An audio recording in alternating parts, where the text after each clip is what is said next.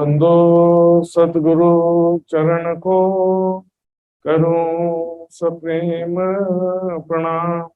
अशुभ हरण मंगल करण धनी श्री देव चंद्र की नाम। श्री प्राणनाथ निज मोल पति श्री महराज सुनाम। तेज कुंवरी श्यामा युगल को पल पल करूं प्रणाम, पल पल करूं प्रणाम। चर्चा प्रारंभ होत है, सुनो साथ चित दे। भजो राज श्यामा श्री प्राणनाथ, सखी जीवन हमारोए। श्री महामती कहे साथ जी, भया चर्चा का बखत। अब तुम सुनियो चित दे, लाल आगे आए बैठे इन तकत। लाल आगे आए बैठे इन तकत। श्री महामती कहे साथ जी, ये नलिया में मजबूर और भी अजो बहुत है। सो आगे कहो जहो, सो आगे कहो जहो। दोनों स्वरूपों में मत विभिन्न, देख नूर चर्चा रोशनी।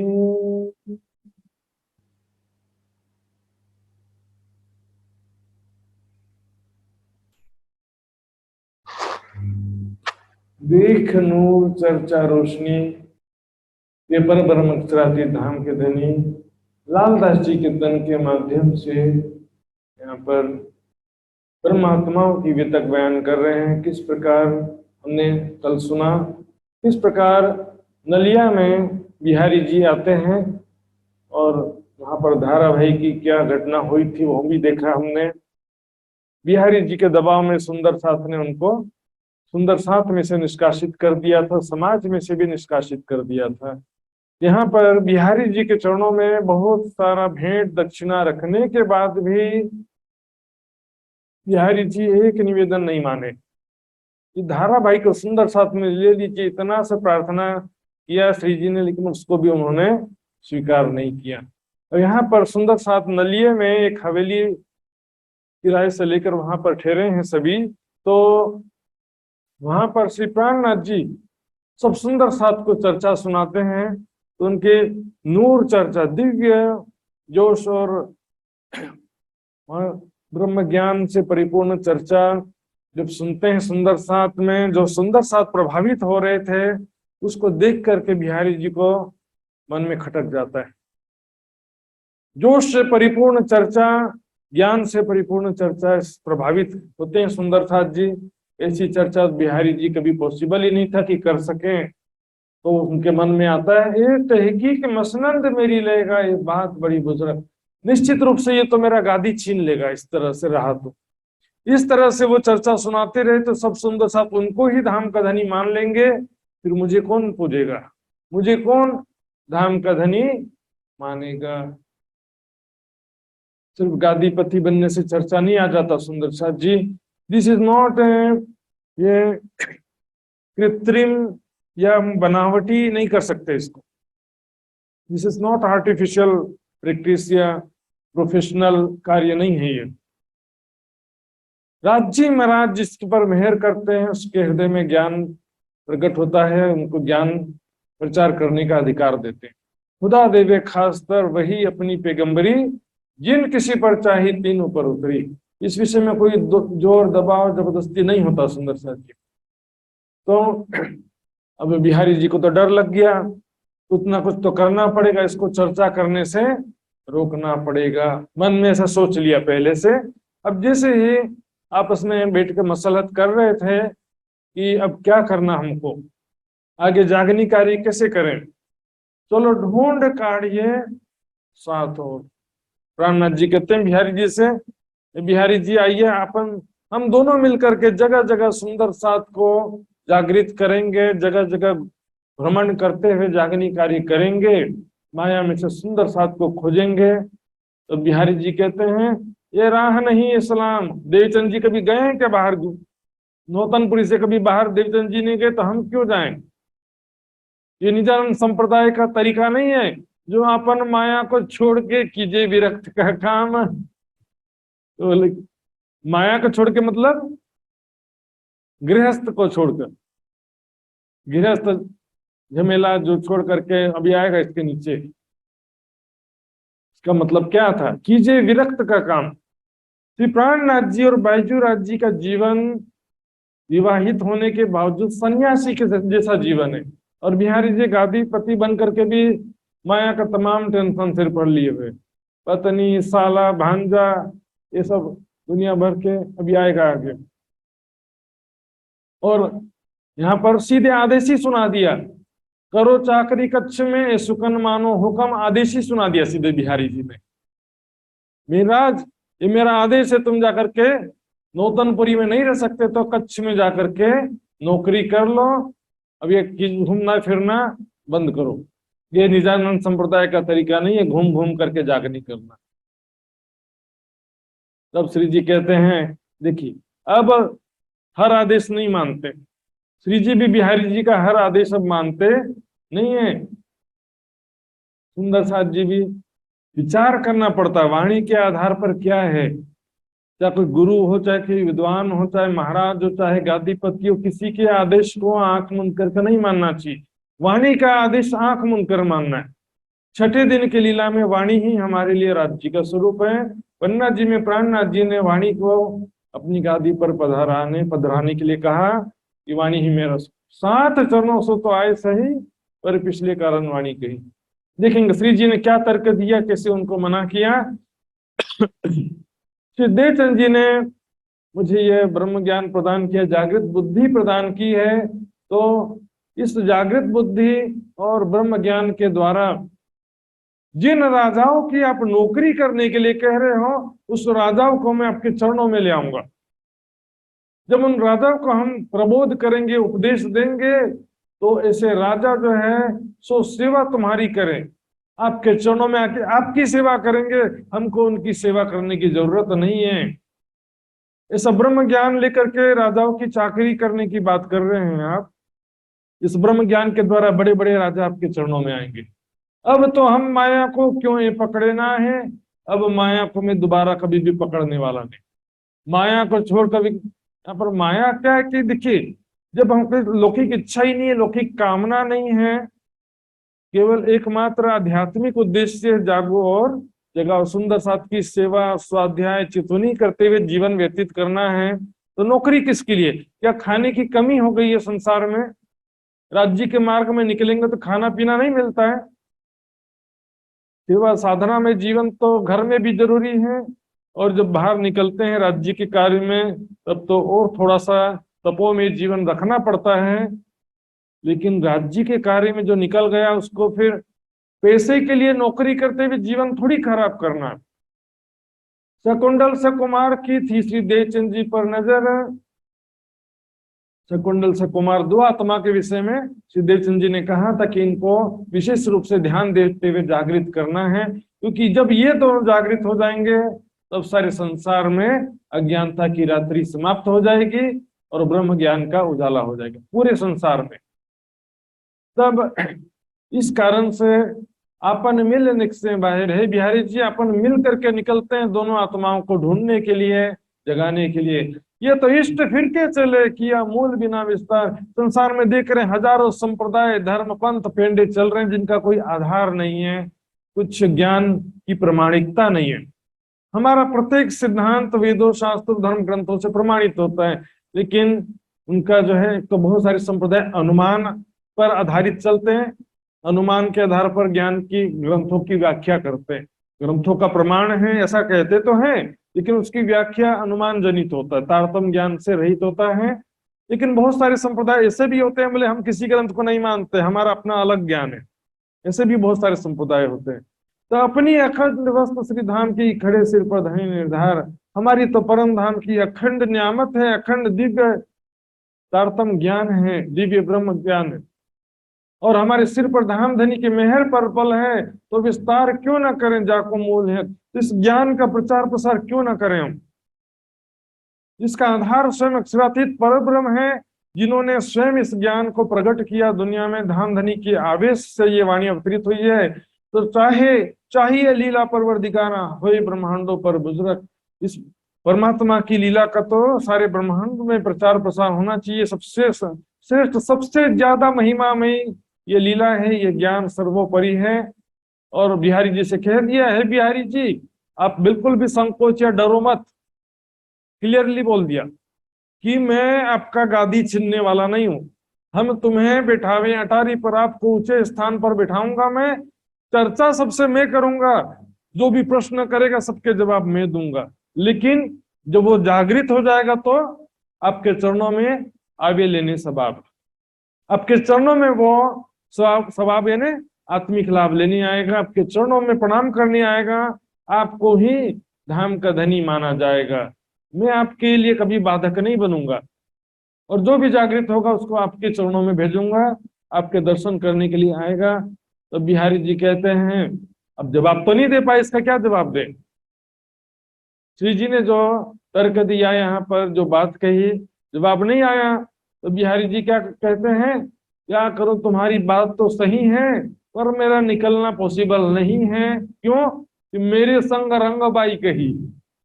ये कौन रंगबाई आ गई बोलेंगे, तो पीछे नाम आया था ना, बिहारी जी का जो भांजा था नागजी, नागजी की पत्नी का नाम है रंगबाई।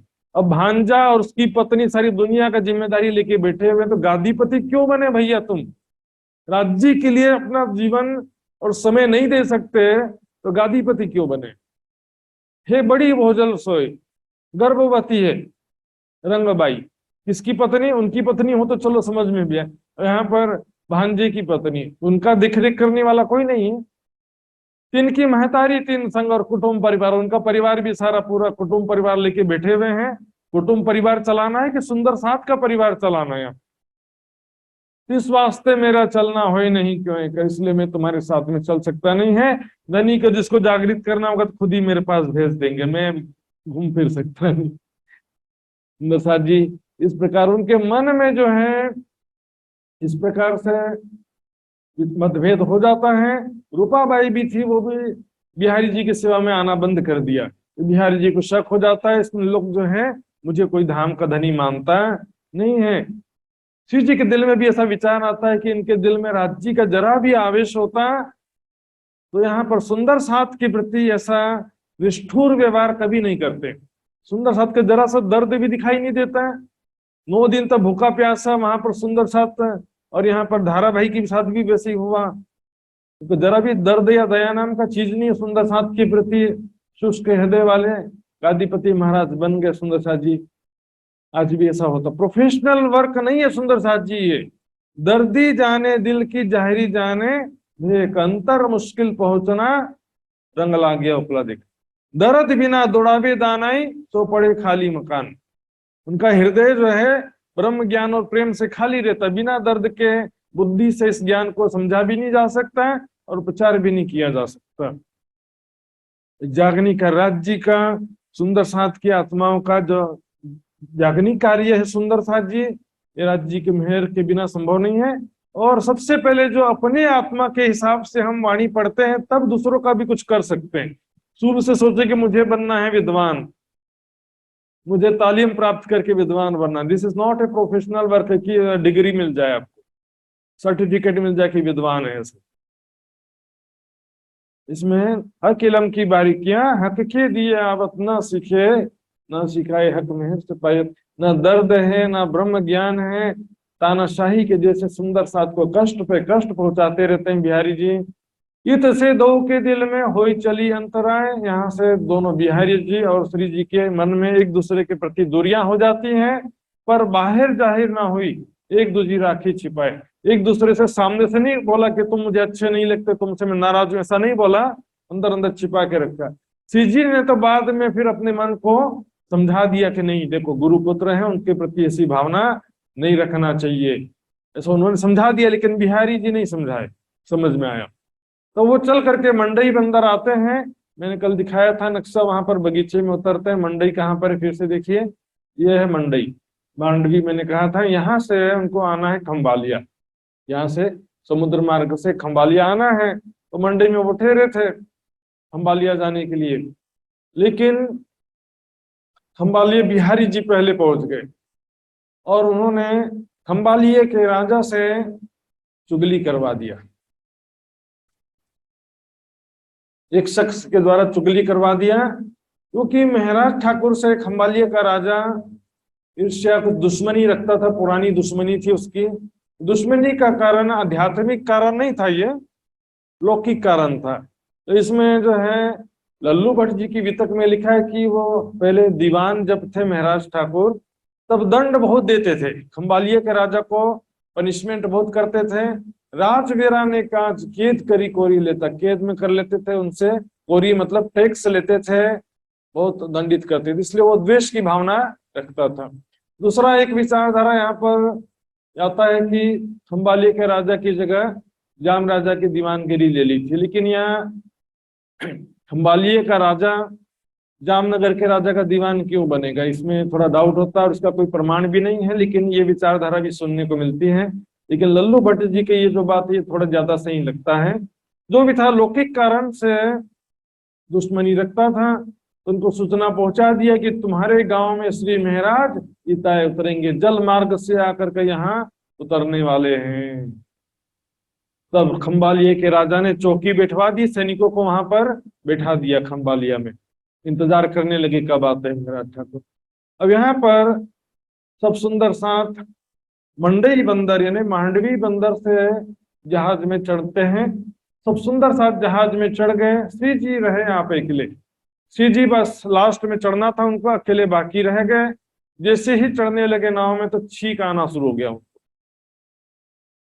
और सुंदर साथ जी उस समय क्या होता था, मैंने बताया, जो जहाज होते थे ना हवा से चलते थे, वो मोटराइज सिस्टम तो होता नहीं था। तो एक बार जैसे ही रस्सी खोल दिया और जहाज खिसक गया, क्योंकि पर्दों पर हवा से पर्दों से हवा टकराती थी तो जहाज आगे बढ़ता था, उसको रिवर्स लाना मुश्किल था। एक बार जहाज आगे बढ़ गया, उसको रिवर्स लाना मुश्किल होता था वहां पर, क्योंकि पूरा पर्दा का डायरेक्शन चेंज करना पड़ेगा और बहुत मशक्कत होता था। तो श्री जी इस प्रकार जो है, हम न चढ़े इस ठाम, यहाँ पर राज्य का हुक्म नहीं है, उनको अंदर से भी एहसास होता है। सुंदर साथ जी यहाँ सिर्फ छींक की और अपशकुन की बात नहीं कह सकते। आज देखेंगे किसी को सर्दी के कारण भी छींक आता, डस्ट के कारण भी छींक आता है, तो क्या काम करना बंद कर देंगे सुंदर साथ जी छींक आ गया तो? ये उचित नहीं लगता है। तब यहाँ से जब नाव देखिए लगा वायु जोर, हवा जो है वो तेजी से चलती है और नाव जो है आगे खसक जाती है। ये जब हम कोई काम करने जाते हैं और परिस्थिति प्रतिकूल हो जाती है, परिस्थिति अनुकूल नहीं रहती है, तो हम क्या समझते हैं कि राज्य का हुक्म अभी नहीं है। बस सेम थिंग यहाँ पर, हम चाहते तो कुछ करना चाहते हैं, होता कुछ है, कई बार ऐसा हो जाता है, उचित समय में हर काम होता है। सुंदर साथ जी राज्य महाराज ने जानबूझकर ऐसा किया कि जहाज को आगे कर दिया, तो चढ़ ही नहीं पाए। अब खंबालिया में जैसे सुंदर साथ पहुंचे, बाईज्योराज जी भी थी, सूरत के 8 सुंदर साथ थे और भी कई सुंदर साथ थे। तो जैसे ही खंबालिया पहुंचते हैं वहां पर दज्जाले किया बड़ा शोर, सब सुंदर साथ को पकड़ लिया और राज दरबार में पेश किया, सबको प्रस्तुत किया गया। तो वहां पर सूरत के जो 8 सुंदर साथ थे, कल मैंने बताया था 8 ब्राह्मण सुंदर साथ थे, 4 पुरुष थे, 4 महिला थे। उस खबरदार सावधान हो गए, समझ गए कुछ गड़बड़ है। खंबालिया का राजा देखता है इसमें महाराज ठाकुर तो है वे, कहीं कौन लोग हैं। फिर देखता है बाईजूराज जी की तरफ उसने देखा तो उसको डाउट हुआ, ये लगता है कि महाराज की पत्नी, इसी को पकड़ लेते हैं, इसको पकड़ेंगे तो महाराज को आना ही पड़ेगा। कहते तुम महाराज ठाकुर की पत्नी तेज कुंवरी हो ना? तो सूरत के सुंदर साथ क्या कहते हैं, ना ना, कौन महाराज ठाकुर, कौन? बाईजूराज, हम किसी ऐसे व्यक्ति को नहीं जानते, ये तो हमारी बहन है, हम तो ब्राह्मण हैं और ये हमारी बहन है, और हम इसको ससुराल लेने गए थे, ससुराल से इसको लेकर के घर आ रहे हैं वापस। तब राजा सोचता ये कैसे पता चलेगा कि सच बोल रहे हैं कि झूठ बोल रहे हैं। तो एक वहां पर एक परंपरा था, सिस्टम था कि ब्राह्मण लोग क्षत्रिय के हाथ का बना कच्चा खाना नहीं खाते थे। कच्चा भोजन मतलब कच्चा नहीं, बिना तेल का पका हुआ, बिना तेल में जो फ्राई करते हैं ना, हल्का फुल्का तेल डाल सकते हैं लेकिन फ्राई नहीं करते हैं इसमें। कच्चा भोजन में जैसे भजिया क्या होता है, पूरे तेल में तला जाता है, इस तरह का भोजन नहीं। कच्चा भोजन वो क्षत्रिय के हाथ का बना कच्चा भोजन नहीं खाते। तो उन्होंने श्री बाईजीराज जी से कहा कच्चा भोजन बनाओ, और आठों सुंदर सात को ब्राह्मण जो थे उनसे कहा आप लोग खाओ। लेकिन सामान्य रूप से ब्राह्मण नहीं खाते थे, लेकिन ये तो सुंदर साथ थे ना, बोले बाईजीराज जी का हाथ का बना खाना खाने का सौभाग्य मिल रहा है, ये तो अनजाने में राजा ने हम पर बड़ी कृपा कर दिया। तो बाईजीराज जी के हाथ का बना भोजन कब हमको खाने मिले। उन्होंने बड़े प्रेम से कच्चा भोजन खा लिया। तब राजा सोचता है गलती से इन्हें सिपाहियों ने पकड़ लिया है, उनको छोड़ दिया जाता है। बोलो श्री प्राणनाथ प्यारे के। इसीलिए आज में देखेंगे सुंदर साथ जी, सूरत के सुंदर साथ कहते हैं कि सूरत जो है बाईजीराज जी का मायका क्या है, सूरत है कहते हैं। हालांकि उनका मायका कहाँ था, धोरा जी में था उनका, लेकिन इसको उनका मायका जो है सूरत वाले कहते हैं कि हम हमारी सूरत के सुंदर साथ ने क्या कहा था कि हमारी बहन है, ऐसा कहा था। इस भाव से उन लोग भी कहते हैं। और बाईजीराज जी का भी जयंती बड़े धूमधाम से सूरत में इसी कारण मनाया जाता है सुंदर साथ जी। अब यहाँ पर सब सुंदर साथ खंभालिए से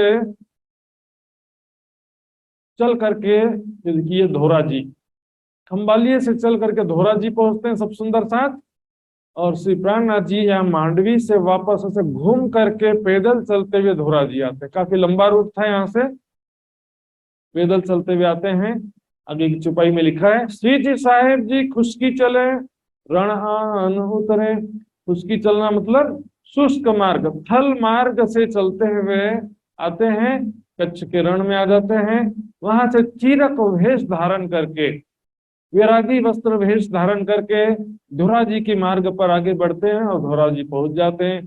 सूरत से जो सूरत के सुंदर साथ थे वो खंभालिया से बाईजीराज जी सहित सब चलते हैं, वो भी धोरा जी पहुंच जाते हैं। तो वहां पर श्री जी साहेब जी सो आई मिले। तो यहाँ पर धोरा जी में प्रेम जी थावर जी भाई नाम के दो सुंदर साथ थे, और बैलगाड़ी लेकर के, उस समय कोई मोटर गाड़ी तो होता नहीं था, तो गाड़ी कौन सा लेंगे, बैलगाड़ी लेकर के वो उन सुंदर साथ जी को लेने के लिए, प्राणनाथ जी को लेने के लिए दो बैलगाड़ी लेकर के शीघ्रता से आते हैं और सब सुंदर साथ उसमें बिठा लेते हैं। अब यहाँ पर श्री प्राणनाथ जी महामती जी विचार करते हैं कि आखिर ये समस्या क्या है, बिहारी जी इतना परेशान क्यों कर रहे हैं, आखिर उनको समस्या क्या है। एक तो जागने कार्य वैसे ही कठिन है, और यहाँ पर बिहारी जी भी इतना परेशान कर रहे हैं। तो जो बैलगाड़ी था उसके जो दोनों बैल थे, उनकी स्थिति देख करके विचार करते मेरी भी स्थिति ऐसी है। एक तो रेतीली धरती जिसके कारण गाड़ी के पहिए बार बार धंस जाते हैं, उसमें रेती में कैसे चलेगा चक्का। ऊपर से सुंदर साथ की संख्या होने से गाड़ी भार भरी, भार ज्यादा, जागने का कार्य इतना ज्यादा है, सुंदर साथ इधर उधर पूरे संसार में फैले हुए हैं। ऊपर से गाड़ी वाहन उनको मारते हुए निरंतर आगे बढ़ने के लिए कह रहा है, तो मजबूर होकर के बैल गाड़ी खींचते भी जा रहा है। तो श्री जी कहते हैं जब ये बैल अपनी जिम्मेदारी नहीं छोड़ रहा है तो मैं क्यों अपनी जिम्मेदारी छोड़ू। घोरीड़ा माँ मुके तारी दूसरी, मुके मतलब छोड़ दे, माँ है ना नहीं छोड़ना तेरी जिम्मेदारी, जुआ तुम्हारे कंधे पर जो भार है उसको छोड़ना नहीं। वाटड़ी विस्मी, रास्ता विषम है, उबड़ खाबड़ है, रेतीला है, गाड़ी भार भरी, धोरीडा मामू के तारी दूसरी। मार्ग बहुत विषम है, संसारिक परिस्थितियां जगह जगह, धर्माचार्यों का, पंडितों का विरोध, और बिहारी जी की इस प्रकार से बार बार चुगली और परेशानी से बार बार जागने कार्य में बाधा होता है। गाड़ी पर सुंदर साथ का भार भी ज्यादा, मतलब सुंदर साथ जगह जगह आए हैं, उनको एक दो हो तो जगा लें, पूरे संसार में फैले हुए हैं 12,000 सुंदर साथ आत्माएं। जब ये बैल अपनी जिम्मेदारी नहीं छोड़ रहा तो मैं कैसे अपनी जिम्मेदारी छोड़ सकता हूं? मुझे भी सुंदर साथ की जिम्मेदारी उठानी ही पड़ेगी। धोरीड़ा आरे मारे रे हारे तूने गोधे घणे रे, तू ता नाके न थानो, तू तो बंध बंधाणो गुण अपने रे। सुंदर साथ जी, गाड़ीवान तुझे लकड़ी से मार रहा है। क्यों मार रहा है? रोकने के लिए कि आगे बढ़ने के लिए? आगे बढ़ने के लिए मार रहा है ना। यहाँ पर गाड़ीवान बिहारी जी नहीं कह सकते। यहाँ पर देखेंगे सुंदर साथ जी, राज्य का हुक्म जो है आगे बढ़ने का आदेश दे रहा है, शांति से बैठने नहीं दे रहा है। हृदय में बेचैन व्याकुलता या विरह उत्पन्न करके राज्य महाराज बैठने नहीं देते, आगे जागनी कार्य करने के लिए विवश कर देते हैं। यहाँ पर बिहारी जी जो है वो देखेंगे सुंदर साथ किसके अंतर आता है। राज्य महाराज का आदेश धार्मिक जिम्मेदारी जो है, सुंदर साथ की जागनी कार्य की जिम्मेदारी है, वो है गाड़ीवान। राज्य के आदेश और जिम्मेदारी के कारण मुझे जागनी कार्य में आगे बढ़ना पड़ता है। लेकिन यहाँ पर बिहारी जी की जो बात है सुंदर साथ जी, बिहारी जी उसमें सांसारिक परिस्थितियों में आ सकते हैं। गाड़ीवान जो है बैल को आगे बढ़ने के लिए मार रहा है, रोकने के लिए नहीं मार रहा है। गाड़ीवान यहाँ पर राज्य का हुक्म को एक प्रकार से कहा जाएगा, क्योंकि राज्य का हुक्म आगे बढ़ने के लिए उन्हें विवश कर रहा है। लेकिन बिहारी जी जो है जागनिक कार्य में जो परिस्थितियां हैं, धर्माचार्यों का विरोध है, बिहारी जी के अत्याचार है, ये सब जो है विषम परिस्थितियां, रेतीला मार्ग इसके अंतर्गत आएगा। रेतीला उबड़ खाबड़ रास्ता है, उसी के अंतर्गत बिहारी जी का अत्याचार भी आएगा, धर्माचार्य का विरोध भी आएगा, संसारिक परिस्थितियां भी आएंगी। क्योंकि बिहारी जी तो रोकना चाहते हैं ना, गाड़ीवान तो आगे बढ़ने के लिए कह रहा है, आगे चल करके बैठने नहीं दे रहा वो। यहाँ पर राज्य का हुक्म जो है वो है गाड़ीवान। मारने का मतलब ये नहीं कि वो क्या है, जब हम वो बैठना चाहता तब मारते हैं ना। हम जो है सब कार्य छोड़ करके घर में बैठना चाहेंगे, राज्य बैठने कभी नहीं देंगे। राज्य महाराज कुछ ना कुछ परिस्थितियां बनाएंगे, हमारे चित्त को बेचैन कर देंगे, किसी न किसी तरीके से हमको जागनी कार्य करवाना है तो वैसी परिस्थिति बना देते। इसलिए राज्य का हुक्म ही यहाँ पर गाड़ीवान है। तब यहाँ से घोघे आते हैं, घोघा से सुहाली जहाज के द्वारा जाते हैं। देखेंगे सुहाली इस तरफ है, घोघा इस तरफ। यहाँ पर भी एक कट है, देखेंगे यहाँ पर समुद्र है बीच में। तो घोघा से डायरेक्ट जल जहाज से सूरत जाते हैं। तो सूरत में यहाँ जो बंदरगाह है वो सुहाली वहां पर आता है। वहां से आते हैं सूरत में। सूरत में सबसे पहले सैयदपुर में भगवान भाई के घर पे विरासतें ठहरते हैं। उसके पश्चात मोहनदास अमीन के घर पे दूसरे क्रम में ठहरे थे। और वहां पे सब जब समस्या आती है तब अंततः शिव जी भाई के घर में ठहरते हैं। कुल 17 महीने सूरत की वितक होती है, वो पूरा समय शिव जी भाई के घर पे ठहरे थे। तो हुआ क्या था देखेंगे सुंदर साथ जी, यहाँ पर वर्तमान दीपक से भी स्पष्ट है कि सबसे पहले भगवान भाई के घर आए, पछे मोहनदास से कही आप पधारो आही। मोहनदास अमीन ने कहा मेरे घर पधारिए, तो वहां पर आए थे। उसके बाद यहाँ पर थोड़ा सा प्रॉब्लम हो गया था, कुछ लोग का विरोध होने लगा। तो वहां से फिर शिव जी के आग्रह पर शिव जी भाई के घर पर आ गए। तो 17 महीने तहां रहे कहूं ताकि, ये तक 17 महीने यहाँ पर रहते हैं सूरत में। यह अभी तक सबसे महत्वपूर्ण है, याद करो बुजुर्ग, क्योंकि सूरत में ऐसे बड़े बड़े कार्य हुए। भीम भट्ट, श्याम भट्ट जैसे विद्वान जागृत हुए, गोविंद जी व्यास जैसे विद्वान तो हुए, साथ ही यहाँ पर सुंदर साथ ने श्री प्राणनाथ जी के स्वरूप की पहचान की और उनको अपना धाम धनी स्वीकार किया। बिहारी जी को जो आंख मुंद करके धाम धनी करते रहते थे, वो यहाँ पर परंपरा बंद हो गया। तो सारा प्रसंग जो है विस्तार से इस प्रकरण में आता है। देखेंगे जब मोहनदास अमीन के घर पर थे, वहां पर बहुत चर्चा होने लगी अखंड ब्रजरास की, त्रिधा लीला की रहस्य समझाने लगे। तो वहां पर क्या हुआ, जो स्थानीय वल्लभ मत के कुछ विद्वान और अनुयायी थे वो सारे मिलकर के विरोध करने लगे कि ये तो कहाँ से आ गए, हमारे मत के विपरीत चर्चा करते हैं, हमारे वल्लभाचार्य मत के सिद्धांत के विपरीत बातें करते हैं, इनको यहाँ से निकाल दो। तो उनके दबाव में मोहनदास जी आ गए थे और राज्य के हुक्म से शिवजी भाव ने स्वयं आकर के आग्रह किया कि आप मेरे घर चलिए, वहां पर राज्य के हुक्म से याज्ञ कार्य करेंगे। तब शिव जी भाई की श्रद्धा भावना को देखते हुए, परिस्थितियों को देखकर, धनी का हुक्म मानकर शिव जी के भाई के घर पर आ जाते हैं। बोलो श्री प्राणनाथ प्यारे की सुंदरता जी। शिव जी भाई और राम जी भाई सूरत में सबसे पहले ये दो सुंदर साथ की जागनी होती है, उनको समझा करके बिहारी जी के पास में भेजते हैं। जैसा कि बिहारी जी से भी कहा था, जो भी सुंदर साथ जागृत होगा उसको मैं आपके दर्शन के लिए भेजूंगा, ऐसा कहा था। उसी के अनुसार इनको भेजते हैं। तुम चाहे दीदार उत करो, जो लो उतना लागो कदम, जब तक आप वहां पर बिहारी जी के चरणों में प्रणाम नहीं करोगे, उनके दर्शन नहीं करोगे, तो लो तुम्हारी अलौकिक सुधना हो यहाँ तक। अब वैसे तो श्री जी भी जानते थे कि बिहारी जी के अंदर कुछ विशेष राज्य का कोई भी कृपा या शक्ति विराजमान नहीं है, फिर भी लौकिक रूप से सुंदर साथ में दो भाग हो जाता, विरोध और आपसी विरोध बढ़ सकता था, इसलिए अभी कॉम्प्रोमाइज करके चल रहे थे सुंदर साथ जी।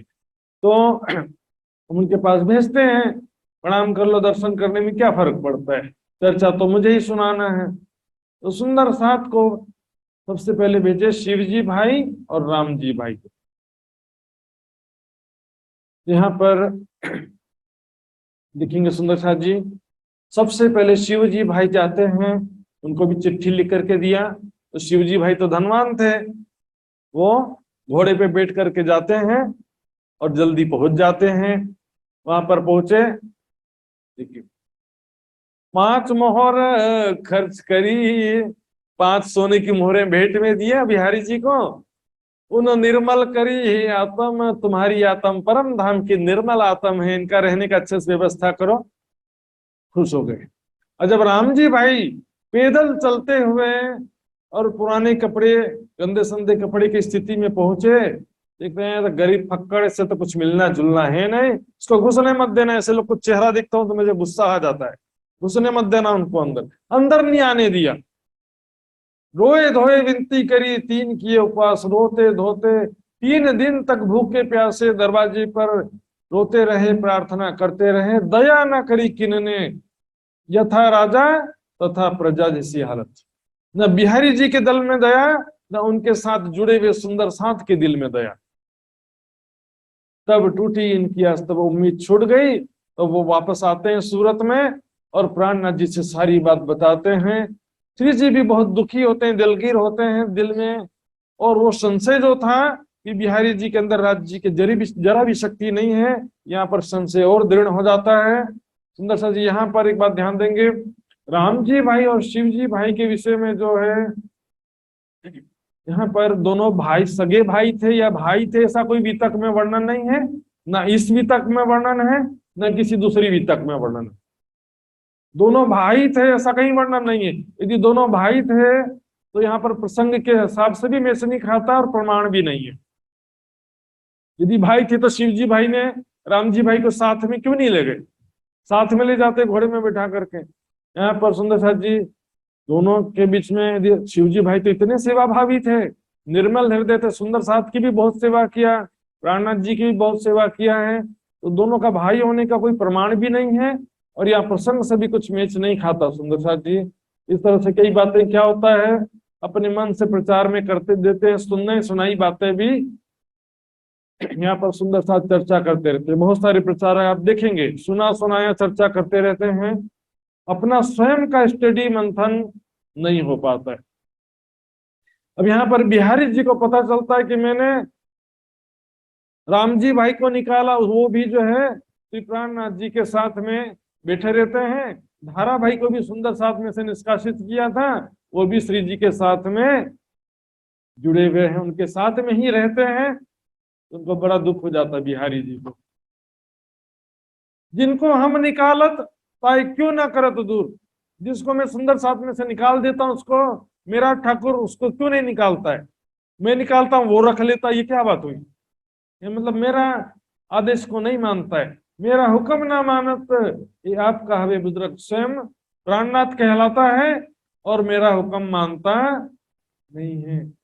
ये बात अब पता चलते श्री जी साहब जी को कि बिहारी जी दुखी हैं, नाराज हैं कि मैंने धारा भाई को क्यों नहीं निकाला, राम जी भाई को क्यों नहीं निकाला, इसलिए बिहारी जी दुखी हैं। ऐसा पता चला श्री जी साहब जी को, श्री जी साहेब जी को पता चला, अर्थात प्राणनाथ जी को पता चला। उसे परमात्मा का ही संबोधन है, श्री जी और साहेब जी दोनों ही परमात्मा का संबोधन है। प्राणनाथ भी परमात्मा का एक संबोधन है। सुंदर श्री यानी जिसकी महिमा सर्वोपरि है, साहेब यानी जो सारे संसार का मालिक है। परम धाम में भी ऐसे शब्द प्रयोग हुए, हालांकि परम धाम में कृष्ण शब्द कहीं प्रयोग नहीं हुआ, लेकिन साहेब शब्द देखेंगे प्रयोग हुआ 25 बार। साहेब बैठे तखत पर खिलावत कर, यार मूल मिलावे में सिंहासन पर, साहेब बैठे तखत पर। साहेब शब्द आया राज जी जो मूल मिलाकर विराजमान है। तो ऐसी हंसी फरामोशी की कबू देखी नहीं बेशुमार। तो सुंदर साथ जी यहाँ श्री जी साहेब केवल मेहराज ठाकुर के तन की बात नहीं, देवचंद जी के लिए भी साहेब शब्द आया है। तो साहेब शब्द जो है या श्री जी साहेब जी शब्द है, परमात्मा के प्रति ही संबोधित किया गया। लोग क्या समझ लेते हैं, मेहराज ठाकुर को ही कभी प्राणनाथ समझ लेते हैं, मेहराज ठाकुर के तन को ही श्री जी साहब कहा, ऐसा समझ लेते। तो उन्होंने क्या कहा, चाहे बिहारी जी नाराज हो, चाहे सारी दुनिया नाराज हो, जो कोई लूला पांगला साथ, इंद्रावती ना छोड़े तिनको, पहुंचावे पकड़ हाथ। इंद्रावती में इंद्रावती की आत्म कभी भी सुंदर साथ, किसी भी ऐसे सुंदर साथ जो सामाजिक रूप से आर्थिक रूप से कमजोर है, गरीब है, सामाजिक रूप से प्रताड़ित है और सामाजिक रूप से बहिष्कृत है, ऐसे किसी भी सुंदर साथ को जाति धर्म भाषा या आर्थिक स्थिति के आधार पर मैं किसी भी सुंदर साथ को बहिष्कृत नहीं कर सकता, मैं उनका नहीं छोड़ सकता। इंद्रावती ना छोड़े तिनको, पहुंचावे पकड़ हाथ।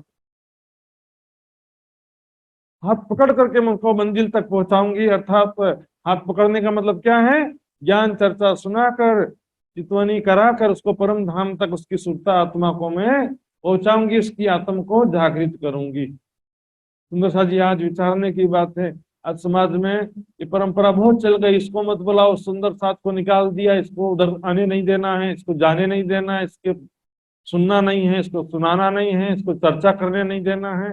पता नहीं क्या चल रहा है, किसको किसको रोकेंगे चर्चा करने से। सुंदर साथ जी प्रणामी सुंदर साथ दूसरे संप्रदाय में चले जाते हैं, स्वामी नारायण बन जाते हैं, कभी उसमें मानव धर्म में चले जाते हैं, किसी में चले जाते हैं, खुद चर्चा सुनाते नहीं हो ढंग का और चर्चा सुनाने देते भी नहीं। इस प्रकार इस समय गोवर्धन आया अब्बासी बंदर से, इस समय गोवर्धन जी, गोवर्धन भाई अब्बासी बंदर यानी अरब से आते हैं, अरब से पैसा वैसा कमा करके थोड़े समय रहे थे, पैसा कमा करके वापस लौटते हैं। अब यहाँ पर जो पैसा कमा करके लाए थे, इन सेवा श्री जी की सिर ली अपने, श्री प्राणनाथ जी सुंदर साथ जी की सेवा उसने अपने सिर पर लिया। सुंदर साथ की सेवा में अपना जो कमाया था धन उसको खर्चा करने लगा, सब खर्चने लगा साथ में सफल जन्म करने। यही तो सफलता है सुंदर साथ जी। बैंक में रखा हुआ धन मरने के बाद किस काम का बताइए। और यहाँ सुंदर साथ के लिए मान लो कि 1 लाख में से 1000 भी खर्चा किया सुंदर साथ की सेवा में, वो 1000 आपके काम आएगा, वो 1000 आपकी शोभा बढ़ाएगा, मृत्यु के पश्चात तो वो अच्छे कर्म आपके काम आएंगे। और 1 लाख रखा हुआ है बैंक में, ये चाहे अपने और अपने परिवार के लिए मोहवश खर्चा कर रहे हो, वो भी कुछ काम आने वाला नहीं है। निस्वार्थ सेवा में जो खर्चा करेंगे वही तो जीवन धन्य, वही धन सफल है। सुंदर साथ जी तन पवित्र सेवा किए, धन पवित्र कर दान, मन पवित्र धनी ध्यान से, ये होत त्रिविध कल्याण। इस प्रकार मन जो धनी के ध्यान से पवित्र होता है, इस प्रकार से त्रिविध कल्याण कहा गया। सुंदर साथ जी मन जो धनी ध्यान से, तन सेवा से और धन सुंदर साथ की धन की सेवा से सफल होता है, पवित्र होता है। शोर पड़ा शहर में, चर्चा को आवे खलक। अब सूरत में श्री प्राणनाथ जी की चर्चा प्रारंभ हो जाती है।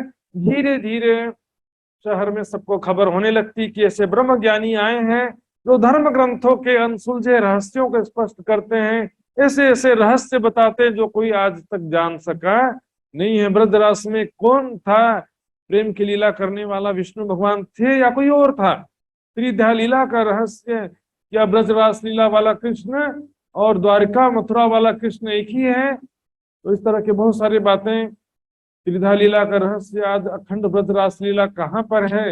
मृत्यु लोक तो महाप्रलय में, मृत्यु लोक का ब्रज वृंदावन महाप्रलय में लय हो जाता है। इस प्रकार से बहुत सारी बातें शहर में आग की तरफ फैल जाती हैं, लोगों को पता चलता है।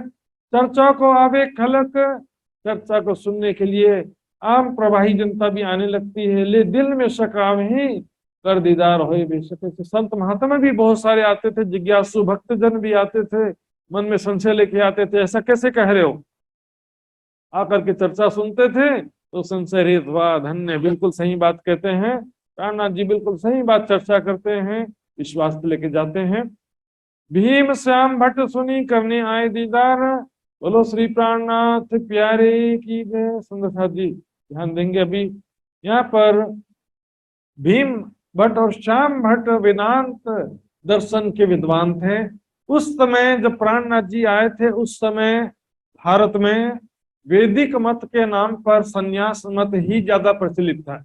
शंकराचार्य जी द्वारा स्थापित संन्यास मत, और संन्यास मत बेसिकली वेदांत दर्शन पर ही आधारित था। उसकी मान्यता और वेदांत दर्शन की मान्यता लगभग एक ही थी। तो वेदांत दर्शन पर आधारित था और संन्यास मत उसमें उस समय वैदिक मत के रूप में ज्यादा प्रचलित था। आज जो है भारत में आर्य समाज वैदिक मत के रूप में ज्यादा प्रचलित है, लेकिन उस समय आर्य समाज की स्थापना नहीं हुई थी। उस समय में यदि कहेंगे तो भी न्यायिक दर्शन के रूप में आर्य समाज की मान्यता थी, कह सकते हैं, लेकिन ज्यादा प्रचलन में नहीं था। उस समय ज्यादा प्रचलित था संन्यास मत। तो भीम भट्ट और श्याम भट्ट वेदांत दर्शन के विद्वान थे। यहाँ पर वेदांत दर्शन या संन्यास मत के सिद्धांत के विषय में विवेचना आपको सुनने को मिलेगा सुंदर साथ जी। तो चर्चा सुनने के लिए आते हैं। उन्होंने क्या बड़ा प्यार, श्री प्राणनाथ जी बहुत प्यार से उनको बिठाते हैं, इतने बड़े विद्वान हैं और चर्चा सुनने आए हैं, बहुत रिस्पेक्ट से बिठाते हैं और रिस्पेक्ट से उनको प्यार से चर्चा सुनाते हैं, सारी बातें उनके जिज्ञासा को दूर करते हैं। उन्होंने एक पक्ष वेदांत का, वो मात्र वेदांत दर्शन के विद्वान थे और उनके गुरु थे सन्यासी शंभुनाथ जी, तो संन्यास मत के ही थे ये भी। और दूसरा उनको और दूसरे पक्ष का विशेष ज्ञान नहीं था इनको। जो खोज करे आत्म की ताए दिल में ना होए विकार, जो अपने आत्मा के स्वरूप की खोज में लगे होते हैं, आत्मा परमात्मा के खोज में, ब्रह्म ज्ञान की जो खोज में रहते हैं, उसके दिल में विकार नहीं होता है। अर्थात देखिए, मैं किसी के पास ज्ञान सुनने जाता हूं किस लिए कि मुझे ब्रह्म ज्ञान प्राप्त हो, मेरी आत्मा का कल्याण हो, लेकिन कुछ लोग किस लिए जाते हैं? विवाद करने के लिए। ऐसा कैसे कह दिए, ऐसा थोड़ी हो सकता, हम सही हैं तुम गलत, ऐसा भेक सारे बनाए के करे हो का। तो जिज्ञासु अलग होते हैं और विवादु अलग होते हैं। यहाँ पर जैसे अभी देखा हमने, हरजी व्यास जी, चिंतामणि जी, लक्ष्मण सेठ और हरिदास जी, ये से क्या दिल के सच्चे थे ये सभी। भले दूसरे मत में थे, जब तक ब्रह्म ज्ञान नहीं मिला था, ब्रह्म ज्ञान मिलने के बाद तुरंत ही ये सत्य को इन्होंने स्वीकार किया और सत्य के शरण में आ गए सुंदर साथ जी। तो इसके दिल में जरा विकार नहीं था, निस्वार्थ भाव से सच्चे दिल से ब्रह्म ज्ञान समझने के लिए आए थे। सब आत्म देखी यही करे करान, और सबके अंदर एक ही आत्म को देखते हैं। संन्यास मत वेदांत मत में क्या होता है?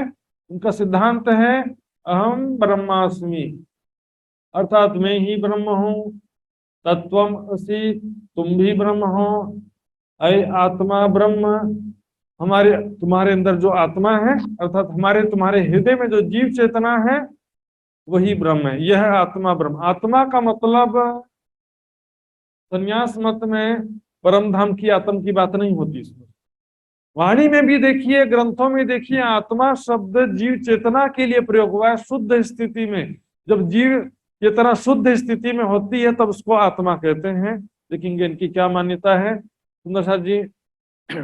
शुद्ध चेतना को वो आत्मा कहते हैं, और वो आत्मा यानी शुद्ध चेतना जब इस शरीर और अंतःकरण से जुड़ती है, अपने मूल स्वरूप को भूल जाती है, तो उसका क्या कहते हैं? जीव भाव को प्राप्त हो गए या जीव दशा को प्राप्त हो गए, ऐसा कहते हैं। वाणी में भी देखेंगे आत्म नारायण नाचत बुद्ध ब्रह्मा निज दिन फिर नारद। आत्म नारायण कहा गया, तो नारायण की आत्मा मतलब विष्णु भगवान की चेतना या स्वाप्निक चेतना शक्ति समस्त जीवों के अंदर है कहा गया है। तो यहाँ पर क्या होता है कि जगत के कण कण में जो व्याप्त चेतना है उसे ही वो ब्रह्म मानते हैं, सर्वव्यापक मानते हैं। दूसरा, वही चेतना सबके अंदर जीव रूप से भी है, इसलिए सबके हृदय में स्थित जीव चेतना को वो परमात्मा का स्वरूप मानते हैं। अहम ब्रह्मास्मि, मैं भी ब्रह्म हूं, तुम भी ब्रह्म हो, यह आत्मा ब्रह्म है। कण कण में प्राणनाथ जी ने भी कहा, यहाँ ब्रह्म सत्ता ना होती तो अधिकिन रहने न पावे। कण कण में ब्रह्म सत्ता व्याप्त है, वही स्वाप्निक चेतना शक्ति सबके अंदर जीव रूप से व्याप्त है। मैंने कई बार दृष्टांत दिया है, मेरे सपने में जो मेरा शरीर होता है उसके अंदर भी मेरी ही चित्त की चेतना शक्ति होती है। मेरे सपने में जो दूसरे लोग दिखाई देते हैं उनके शरीर में भी मेरी ही चित्त की चेतना शक्ति होगी ना भाई, बाजू वाले की थोड़ी आएगी। सबके अंदर एक ही चित्त की चेतना शक्ति होती है। तो इस कारण मैंने बताया भी था, ब्रह्मा के प्रसंग में जब ब्रह्मा जी ने ग्वाल बाल का हरण कर लिया तो वैसे के वैसे डुप्लीकेट ग्वाल बाल और बछड़े तो बनाए, लेकिन उनके अंदर का जीव भी डुप्लीकेट बना दिया। क्योंकि एक ही देखिए, यदि कहेंगे कि परफेक्ट क्वांटिटी है, एक निश्चित संख्या है जीवों की, फिर ये नए जीव कहाँ से आए? ग्वाल बाल के जो नए ग्वाल बाल बनाए, नए बछड़े बनाए, उनके अंदर नया जीव कहाँ से है? तो स्वाप्निक चेतना शक्ति हमारे सपने में 50 आदमी भी हो सकते हैं, 500 आदमी भी हो सकते हैं। उसका सपने के अंदर जीवों की संख्या कोई निश्चित होती नहीं है। सुंदर साथी, तो इनके कहने के अनुसार क्या होता है कि ये कण कण में व्याप्त ब्रह्म सत्ता को, और वही ब्रह्म सत्ता क्योंकि जीव रूप से जीव चेतना के रूप में है तो उसे भी ब्रह्म मानते हैं। हृदय में स्थित जीव चेतना को जब ध्यान में देखते हैं तो वही ज्योति स्वरूप में दिखाई देता है, उसको ही वो ब्रह्म मान लेते हैं। यहाँ पर उनका सिद्धांत ये है कि अज्ञानता के कारण यह आत्मा जीव भाव को प्राप्त हो गई है। जब उसको ज्ञान होता है कि मैं जीव नहीं हूं, मैं ब्रह्म हूं, अहम ब्रह्मास्मि जपते रहेंगे तो मैं ब्रह्म हूं, मैं ब्रह्म हूं, तो क्या होगा? उसको मैं ब्रह्म हूं ऐसा ज्ञान हो जाएगा। तो क्या होगा? यही उनके हिसाब से मोक्ष है। जीव टल होसी आत्म, जीव भाव समाप्त होकर के आत्म भाव आ जाना। शरीर और इंद्रियों अंतःकरण में शुद्ध चेतना जुड़ती है, शुद्ध चेतना को आत्म कहते हैं, और इंद्रियों में जुड़कर अपने मूल स्वरूप को भूल गई, ऐसा कहते हैं कि मैं ब्रह्म हूं, इस बात को वो भूल गई है जीव चेतना। जीव भाव को प्राप्त हो गए हैं, तो जब अज्ञानता दूर होता है तब मैं ही ब्रह्म हूं ऐसा स्थिति प्राप्त होता है। इसके लिए उन लोग सर्प रज्जुवत उदाहरण देते हैं। सर्प अर्थात अंधेरे में रस्सी पड़ा हो तो अंधेरे में देखेंगे तो हमको डर लगेगा, कहीं सांप तो नहीं है, क्योंकि बरसात का मौसम है, विशेष रूप से ज्यादा ही डर लगेगा। अभी तो अंधेरे में देखेंगे, बगीचे में, आगे पीछे, घर के दरवाजे के पास, कहीं अंधेरे में देखेंगे तो रस्सी ऐसा पड़ा हुआ है, क्या लगेगा? ये सांप तो नहीं है। लेकिन जैसे ही रोशनी करते हैं, टॉर्च जलाते हैं या लाइट जलाते हैं, देखा तो क्या था? ये तो सांप नहीं है, ये तो रस्सी है। सारा डर चिंता दूर हो गया। इसी प्रकार अज्ञानता के कारण जीव भाव को प्राप्त हुए आत्मा को डर लगता है। लेकिन जब ब्रह्म ज्ञान प्राप्त हो जाता है कि मैं तो ब्रह्म का ही स्वरूप हूँ, ब्रह्म का ही अंश हूँ, मैं जीव नहीं हूँ, अहम ब्रह्मास्मि का ज्ञान होता है तो वो मोक्ष को प्राप्त कर लेता है, ऐसा उनका कहना है। इसके विषय में हम देखेंगे सुंदर साथ जी, यही दृष्टांत का विचार करते हैं। इस दृष्टांत में क्या कहा गया है? साकार रस्सी, रस्सी से सर्प का भ्रम क्यों हुआ? क्योंकि रस्सी भी साकार है, तो साकार वस्तु से साकार वस्तु का भ्रम हुआ ना। निराकार वस्तु से साकार वस्तु का भ्रम नहीं होता है। साक्षात में जो देख रहा हूं वही तो मुझे सपने में दिखाई देता है। साकार से साकार ही बनता है, निराकार से साकार नहीं बन सकता। निराकार से निराकार होगा, साकार से साकार बनेगा। सर्प का भ्रम समाप्त हुआ, साकार सर्प का भ्रम समाप्त हुआ, तो साकार रस्सी तो बचा ना। निराकार थोड़ी होता है। ये जगत साकार है, ये भ्रम है, ये जगत सारा क्या है, माया है, भ्रम है, सपने के समान है। ये भ्रम दूर होगा तो साकार तो बचना चाहिए ना भाई। साकार वस्तु से ही तो साकार का भ्रम होता है। ये नश्वर जगत जब लय होगा तो फिर सब निराकार कैसे हो जाएगा। साकार वस्तु से ही साकार की उत्पत्ति होती है, साकार वस्तु से ही साकार का भ्रम होता है। शंकराचार्य जी ने स्वयं अपने ग्रंथ में लिखा है, साकारस्य विनाशो अस्ति निराकारस्य शून्यत्वाच्चु अन्नस्य च वस्तुत्वाद उभय पक्ष विभिन्नम वस्तु ज्ञानम मोक्ष। तो साकार जितने भी साकार पदार्थ है वो स अवयव होने से नश्वर हैं, 5 तत्व के होते हैं। 5 तत्व के बने होने से सभी साकार पदार्थ नश्वर होते हैं। निराकार शून्य होने से परमात्मा नहीं हो सकता, क्योंकि परमात्मा नॉट जीरो, परमात्मा शून्य नहीं हो सकता, वो जीरो नहीं हो सकता कभी भी। ब्रह्म साकार निराकार दोनों से भिन्न है। च वस्तुत्वाद उभय पक्ष विभिन्नम, दोनों पक्षों से भिन्न परमात्मा का स्वरूप है। उसके ज्ञान से ही मोक्ष की प्राप्ति होती है। सुंदर साथ जी, तिल में तेल होता है लेकिन तिल को उगाने वाला किसान नहीं होता तिल के अंदर। दूध में घी होता है लेकिन दूध देने वाली गाय दूध के अंदर नहीं होती है। साहेब तेरी साहेबी सब घट रही समाए, जो मेहंदी के पात में लाली लकी ना जाए। साहेबी है यहाँ पर उसकी, साहेब नहीं है यहाँ पर। घट दिस्ता घटा दी भिन्न सर्वथाना घटो यथा, घड़े को बनाने वाला कुम्हार घड़े के अंदर नहीं होता है, घड़े के बाहर होता है। यजुर्वेद में भी लिखा हुआ है, वेदा में तम पुरुषम महानतम आदित्य वर्णम तमस पश्चात, वो तमस ने प्रकृति के अंधकार से परे है। तमस का मतलब होता है एक्चुअल में सूक्ष्म कण परमाणु, और परमाणु को ही प्रकृति कहा गया है। जो सांख्य दर्शन और न्यायिक दर्शन की मान्यता के अनुसार जिसे प्रकृति कहा गया है, वेदांत दर्शन की मान्यता के अनुसार उसे ही माया कहा गया।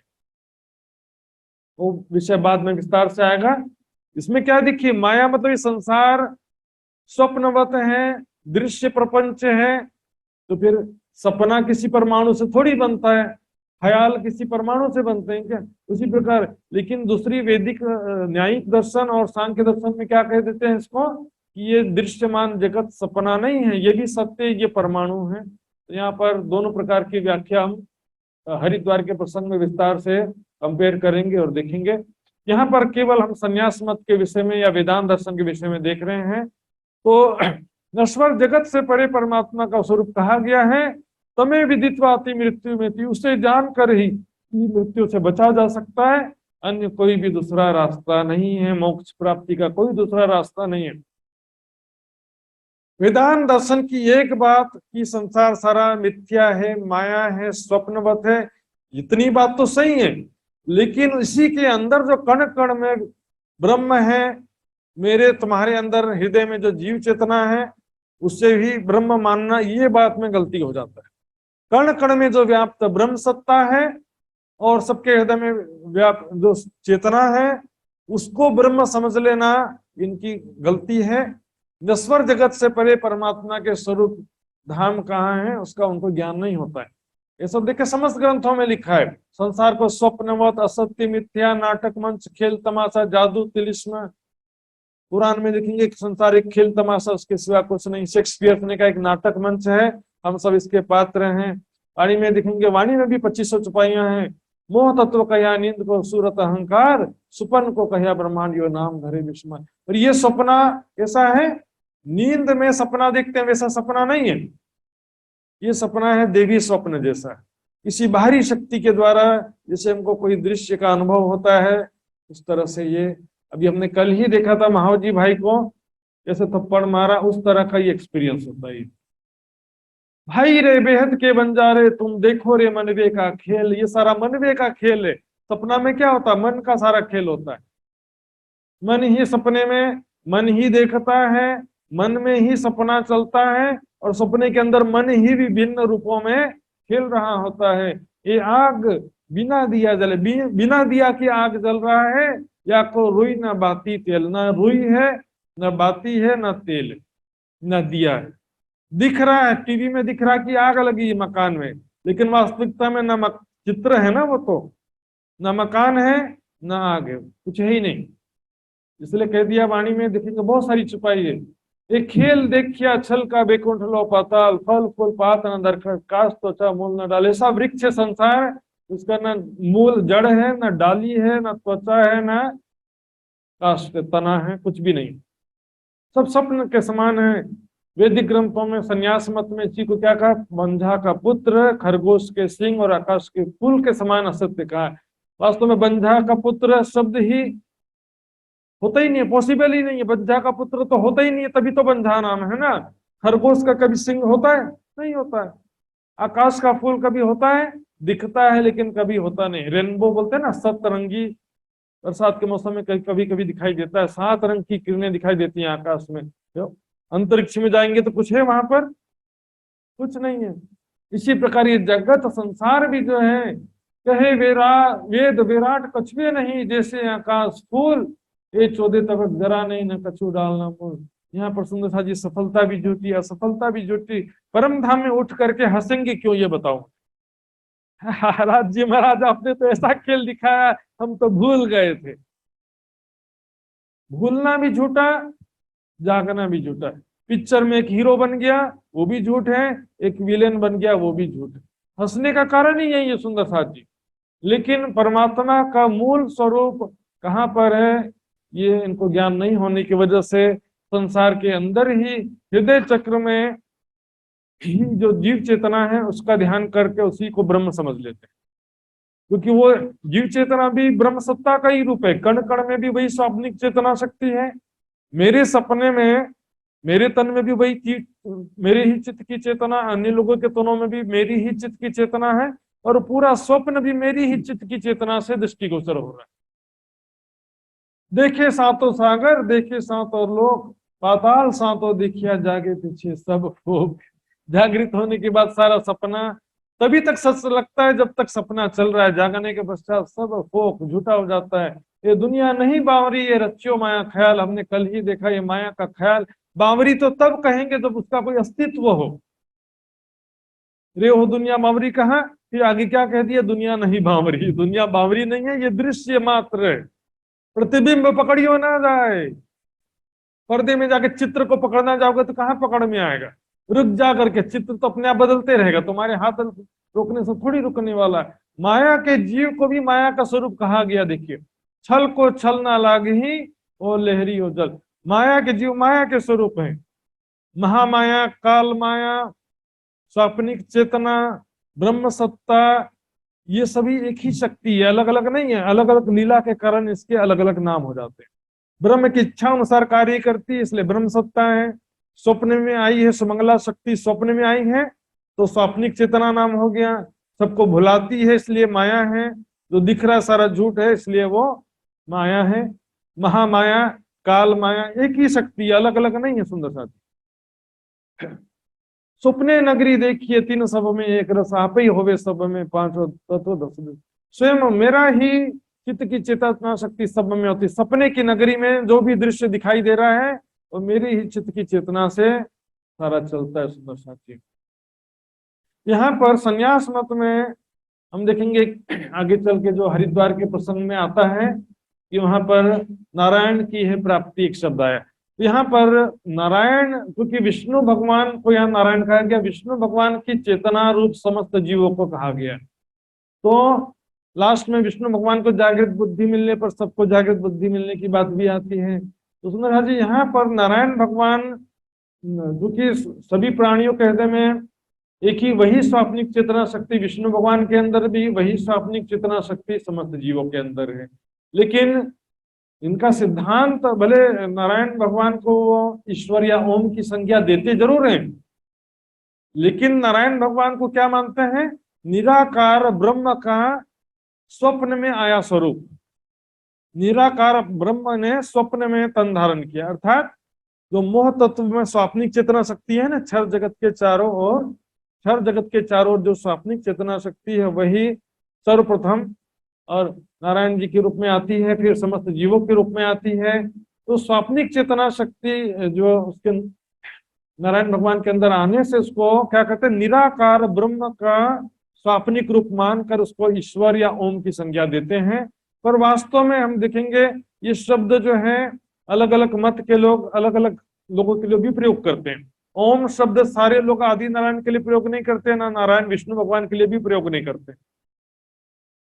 ओम का अर्थ होता है सर्वरक्षक परमात्मा। तो देखेंगे वैदिक मत में, आर्य समाज में ओम शब्द जो है परमात्मा के लिए, ब्रह्म के लिए प्रयोग किया जाता है। ईश्वर शब्द भी ब्रह्म के लिए प्रयोग किया जाता है, शिव शब्द भी ब्रह्म के लिए प्रयोग किया जाता है, राम शब्द भी ब्रह्म के लिए प्रयोग किया जाता है। एक राम दशरथ का बेटा, एक राम घटघट में लेटा, एक राम का जगत पसारा, चौथा राम है सबसे न्यारा। तो सबसे न्यारा राम। अब यहाँ पर एक संप्रदाय आपने सुना होगा शायद, राम शरणम नाम का एक संप्रदाय आया है। उनका क्या मत है? राम राम ही जपते हैं वो, राम राम ही, राम नाम का ही जप करते हैं। लेकिन क्या कहते हैं वो कि हम दशरथ के पुत्र राम को नहीं मानते हैं, चौथे राम को मानते हैं, ऐसा कहते। ओम नमः शिवाय मंत्र आम पौराणिक प्रवाही जन सामान्य हिंदू लोग क्या शंकर भगवान के लिए ये मंत्र समझते हैं, पर वैदिक मान्यता में, आर्य समाज की मान्यता में शिव शब्द परमात्मा के लिए प्रयोग होता है, परम कल्याणकारी परमात्मा। तो ओम नमः शिवाय से वो ब्रह्म के प्रति धारणा लेते हैं, शंकर भगवान के लिए नहीं लेते हैं। इस तरह से बहुत नाम का प्रॉब्लम नहीं है, प्रॉब्लम है टारगेट। परमात्मा का स्वरूप का ज्ञान नहीं है, शब्द यहाँ का सब प्रयोग करते हैं। तो सुंदर साथ जी यहाँ पर इनका सिद्धांत जो है, नारायण भगवान को वो ईश्वर या ओम की संज्ञा तो देते हैं, लेकिन इनका सिद्धांत परमात्मा को निराकार ही मानने का सिद्धांत है। हम ब्रह्मास्मि तत्वमसि सर्वम खल्वम इदम ब्रह्म, कहीं नारायण ब्रह्म है, नारायण मैं नारायण हूं या मैं नारायण का अंश हूं, ऐसा कहीं भी नहीं मानता इसे। परमात्मा को बेसिकली निराकार ही माना जाता है। तो यहाँ पर माया ही विविध अनेक रूप में माया ही है, चौपाई में बताया गया है। आपे प्रभु आपे सेवक, माया यानी स्वाप्निक चेतना शक्ति। माया कोई जड़ पदार्थ नहीं है, माया एक स्वाप्निक चेतना शक्ति है। आगे इसका विस्तार से वर्णन आएगा। आपे प्रभु आपे सेवक मांझी मांझो जानी, वही माया जो है विवेक चूड़ामणि में स्पष्ट रूप से कहा गया है कि माया ब्रह्म की एक अनादि शक्ति, ब्रह्म की एक शक्ति है माया। माया कोई स्वतंत्र शक्ति अलग से या ब्रह्म के पैरेलल, जैसे राम और रावण होते हैं, ऐसे दो आमने सामने लड़ने वाली दो शक्तियां नहीं है। ब्रह्म की ही हृदय की शक्ति है, सुमंगला शक्ति, उसका ही स्वाप्निक रूप है माया, महामाया, काल माया। तो वो माया ही स्वयं प्रभु के रूप में है, वही सेवक के रूप में। अर्थात भगवान के अंदर भी वही माया स्वाप्निक चेतना है, शिष्य के अंदर भी वही स्वाप्निक चेतना, विभिन्न रूपों में सबके अंदर वही माया विराजमान है। लेकिन परमात्मा का स्वरूप नश्वर जगत से परे है। प्राणनाथ जी ने स्पष्ट कह दिया, सत सुपने में क्यों कर आवे, सत साई है न्यारा। आज भी सुंदर साथ देखा देखिए, आज देखेंगे यही बोलने लग गए। पता नहीं किस आधार पर सुना सुनाया प्रचार करने लग गए, सब प्राणियों के हृदय में है परमात्मा, ऐसा प्रचार करना शुरू कर दिया। दुनिया के संत जनों ने किस आधार पर कहा, ये विचार नहीं करते। दुनिया के संतों ने, विद्वानों ने, और सूफी मत में भी जो कहा है, सूफी मत का सिद्धांत भी यही होता है, अनल हक, यानी कि मैं ब्रह्म हूं, तुम भी ब्रह्म हो, खुदा का नूर सबके अंदर समाया है, यही बोलते हैं। तो दुनिया क्या है, हृदय में स्थित जीव चेतना को परमात्मा मानकर कहती है कि सभी प्राणियों के हृदय में परमात्मा है। क्या वाणी का भी यही सिद्धांत है? ब्रह्म नहीं मिने संसार, मन वाचा रही इतहार। राज्य प्राण जिन वाणी में कह दिया, मैं ना इनमें ना इनके संग, बेसुध कहे सब इनके। मैं ना जीवों के अंदर हूं, ना इनके संग, ना इनमें ना इनके संग, बेसुध कहे सब इनके अंग। सत सुपने में क्यों करावे, सत साई है न्यारा। अक्षर अक्षर से परे परमात्मा का स्वरूप, उसको भी मार्फत के नाम पर, मार्फत में राज्य भी नहीं रहते, वहां भी निराकार कर दूंगा। बिना प्रमाण का सुना सुनाया गलत सिद्धांत सुन रहे, समझ रहे, वाणी मंथन करना ही नहीं। फिल्मी गाने और ये सूफी सॉन्ग बिना सोचे समझे गाते रहते, कुछ समझ में आता ही नहीं। ख्वाजा मेरे ख्वाजा किसको कह रहे हैं? अपने गुरु को ख्वाजा कह रहे हैं। अपने अंदर हृदय में परमात्मा, समस्त प्राणियों के हृदय में जो बात कही गई है सुंदर साथ जी वाणी में, तो कह दिया दुनी दिल शैतान, अर्थात दुनिया वालों के दिलों में शैतान का मतलब माया, स्वाप्निक चेतना ही जीव रूप से व्याप्त है। शैतान का मतलब और कुछ नहीं होता, माया होता है। माया यानी स्वाप्निक चेतना शक्ति, नींद की शक्ति सभी प्राणियों के हृदय में विराजमान है। सबके अंदर चेतना रूप से वही विराजमान है। सुंदर साथी, इसका जो है उल्टा पुल्टा प्रचार करते हैं। बिना सोचे समझे वाणी मंथन करना नहीं है। किसी ने चर्चा में कह दिया, सुना सुनाया बोलने लगते हैं। सबके अंदर परमात्मा है, सबके हृदय में परमात्मा है। कबीर जी ने कहा कि और जो हिरण का आता कि हिरण के नाभि में कस्तूरी है तो पूरे वन में खोजते रहती है, जबकि उसके नाभि में कस्तूरी होता है, वो वन में पूरा खोजती रहती कि सुगंध कहाँ से आ रहा है। ये दृष्टांत वाणी में कहीं दिया गया क्या?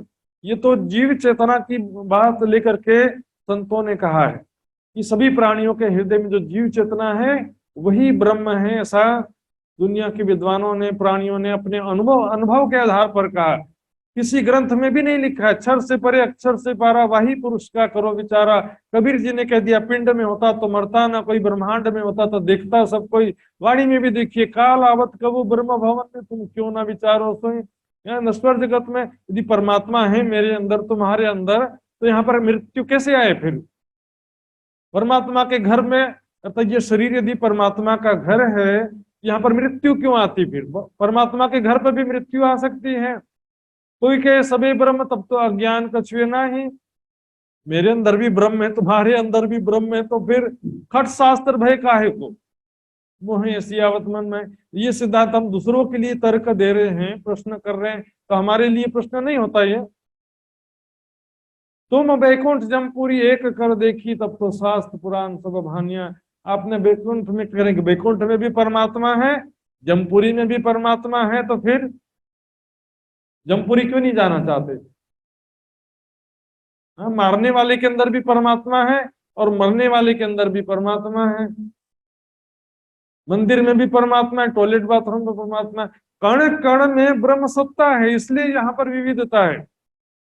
ब्रह्म का जो मूल स्वरूप है परमात्मा का सच्चिदानंद, सत चिद आनंद स्वरूप है, और ये संसार है असत जड़ दुख का रूप। तो जी यहाँ संसार में जो है कण कण में जो व्याप्त ब्रह्म सत्ता को ब्रह्म समझने के कारण कण कण में ब्रह्म कह दिया जाता है। वही ब्रह्म सत्ता सबके अंदर जीव चेतना के रूप में है। वही स्वाप्निक चेतना शक्ति सबके अंदर हृदय चक्र में दिखाई देता है ज्योति स्वरूप में। तो उसको सब मिलकर के उसी को क्या करते हैं, परमात्मा का स्वरूप समझ लेते हैं। तो इस प्रकार जब ये आते हैं यहाँ पर प्राणनाथ जी के चरणों में, देखते हैं यहाँ तो सर्वदेशी चर्चा हुए, सभी ग्रंथों के आधार पर चर्चा होती है, इसमें सभी ग्रंथों का प्रमाण दिया जाता है। तो सुन करके अचरज होता है, आश्चर्य होते हैं कि ताय सुन के अचरज पावत है, सबको आश्चर्यचकित होते हैं। वेदांत का सारा ज्ञान तो इनको था, भीम भट्ट और श्याम भट्ट को वेदांत का सारा ज्ञान था, लेकिन समझ जाते हैं ये चर्चा तीनों पर श्री प्राणनाथ जी की जो ज्ञान चर्चा है ये उससे भी आगे का ज्ञान है। तब श्याम भट्ट विचार करने लगते हैं, भीम भाई को कहते हैं सावधान ध्यान से सुनो, इनसे कोई भी रहस्य नहीं छिपा है, इनसे छिपे नहीं सुकन। वेदांत हो चाहे किसी भी धर्म शास्त्र का, कोई भी रहस्य इनसे छिपा नहीं है। ये वो करते भीम की खुली नजर, भीम की आत्मिक दृष्टि खुल जाती है, ज्ञान दृष्टि खुल जाती है, सब समझ में आने लगता है कि ये तो अक्षर से परे अक्षरातीत परब्रह्म की बात कह रहे हैं। सुंदर साथ जी यहाँ पर अक्षर शब्द अवश्य आया, लेकिन तारतम ज्ञान के बाद अब उनको समझ में आ रहा है कि अक्षर से परे की बात कह रहे हैं। अक्षर का मतलब अक्षर ब्रह्म को जानते थे ऐसा नहीं है, इससे पहले अक्षर ब्रह्म को जानते थे ऐसा नहीं। तारतम ज्ञान मिलने से पहले क्या कहा, देखिए आपन थे व्यापक लोग। हम इससे पहले क्या कण कण में जो व्याप्त ब्रह्म सत्ता है, सभी के हृदय में जो स्थित है ब्रह्म सत्ता जीव चेतना के रूप में, उसको ही हम परमात्मा समझते थे। आपन थे व्यापक लोग जानी सूरत देख, जब नींद उड़ी अक्षर की तो ये जो फैले उड़ी अनेक। अक्षर ब्रह्म के विषय में भी ज्ञान नहीं था इनको कि अक्षर ब्रह्म कहाँ पर है, बेहद मंडल में है या परम धाम में, अक्षर धाम में अक्षर ब्रह्म है। शब्द तो था, अक्षर शब्द, उत्तम पुरुष, प्रधान पुरुष शब्द तो सारे थे, लेकिन सभी शब्द यहीं पर घटा देते थे। गीता में भी देखो दो पुरुष कहा ना, क्षर अक्षर, तो दुनिया वाले क्षर और अक्षर का क्या अर्थ करते हैं? क्षर सर्वाणी भूटान पंचभौतिक सरल, पंचभौतिक जगत सारा क्षर है कहते हैं, और जीव चेतना को वो अक्षर कहते हैं। यहाँ पर अक्षर शब्द वो कहते जरूर थे, लेकिन ज्ञान अब हो रहा है कि अक्षर से परे अक्षरातीत परब्रह्म की बात कह रहे हैं। जब नींद उड़ी अक्षर की, तो ऐसे असंख्य ब्रह्मांड समाप्त हो जाते हैं। असंख्य ब्रह्मांड जो उनके हृदय दृष्टि में दिखाई दे रहा है, वो सब लय को प्राप्त हो जाते हैं। अक्षर ब्रह्म के पलक झपकने मात्र समय में करोड़ों ब्रह्मांड प्रकट होकर लय हो जाते हैं। अक्षर ब्रह्म के जो खेल देखने की इच्छा है, उसको क्या कहते हैं? मूल प्रकृति। जाकी इच्छा मूल प्रकृति। और जब उनके हृदय में इच्छा होती है कि मैं असंख्यों ब्रह्मांड बनाकर देखूं, तो उनके हृदय में महामोही नींद रूपी शक्ति उत्पन्न होती है, जो अक्षर के मन को फरामोशी में डाल देती है, और अक्षर का मन स्वयं को आदि नारायण के रूप में देखने लगता है। ये पुराण संहिता का स्पष्ट प्रमाण है। और जब प्रलय होता है तो क्या होता है? उल्टा हो जाता है। नींद खत्म, सपना खत्म। सुमंगला शक्ति ही स्वाप्निक चेतना के रूप में स्वप्न में आती है, और अक्षर का मन आदि नारायण के अंदर आता है। अक्षर का मन या अक्षर की सुरता जो है आदि नारायण के अंदर होती है। जैसे मेरे स्वाप्निक तन में मेरी सुरता होती है, मेरे स्वप्न में अन्य तनों में मेरी सुरता नहीं होती। चेतना शक्ति सभी जगह एक ही होती है, मेरे ही चित्त की चेतना सब जगह होती है, लेकिन मेरी सुरता मेरे ही स्वाप्निक तन में होती है। इस कारण मुझे मेरे स्वाप्निक तन के सुख दुख का अनुभव होता है नींद में भी, लेकिन मेरे सपने में दूसरे लोग लड़ रहे हैं, मर रहे हैं, उससे मुझे कोई फर्क पड़ता नहीं है, क्योंकि मेरी सुरता केवल मेरे स्वाप्निक तन में।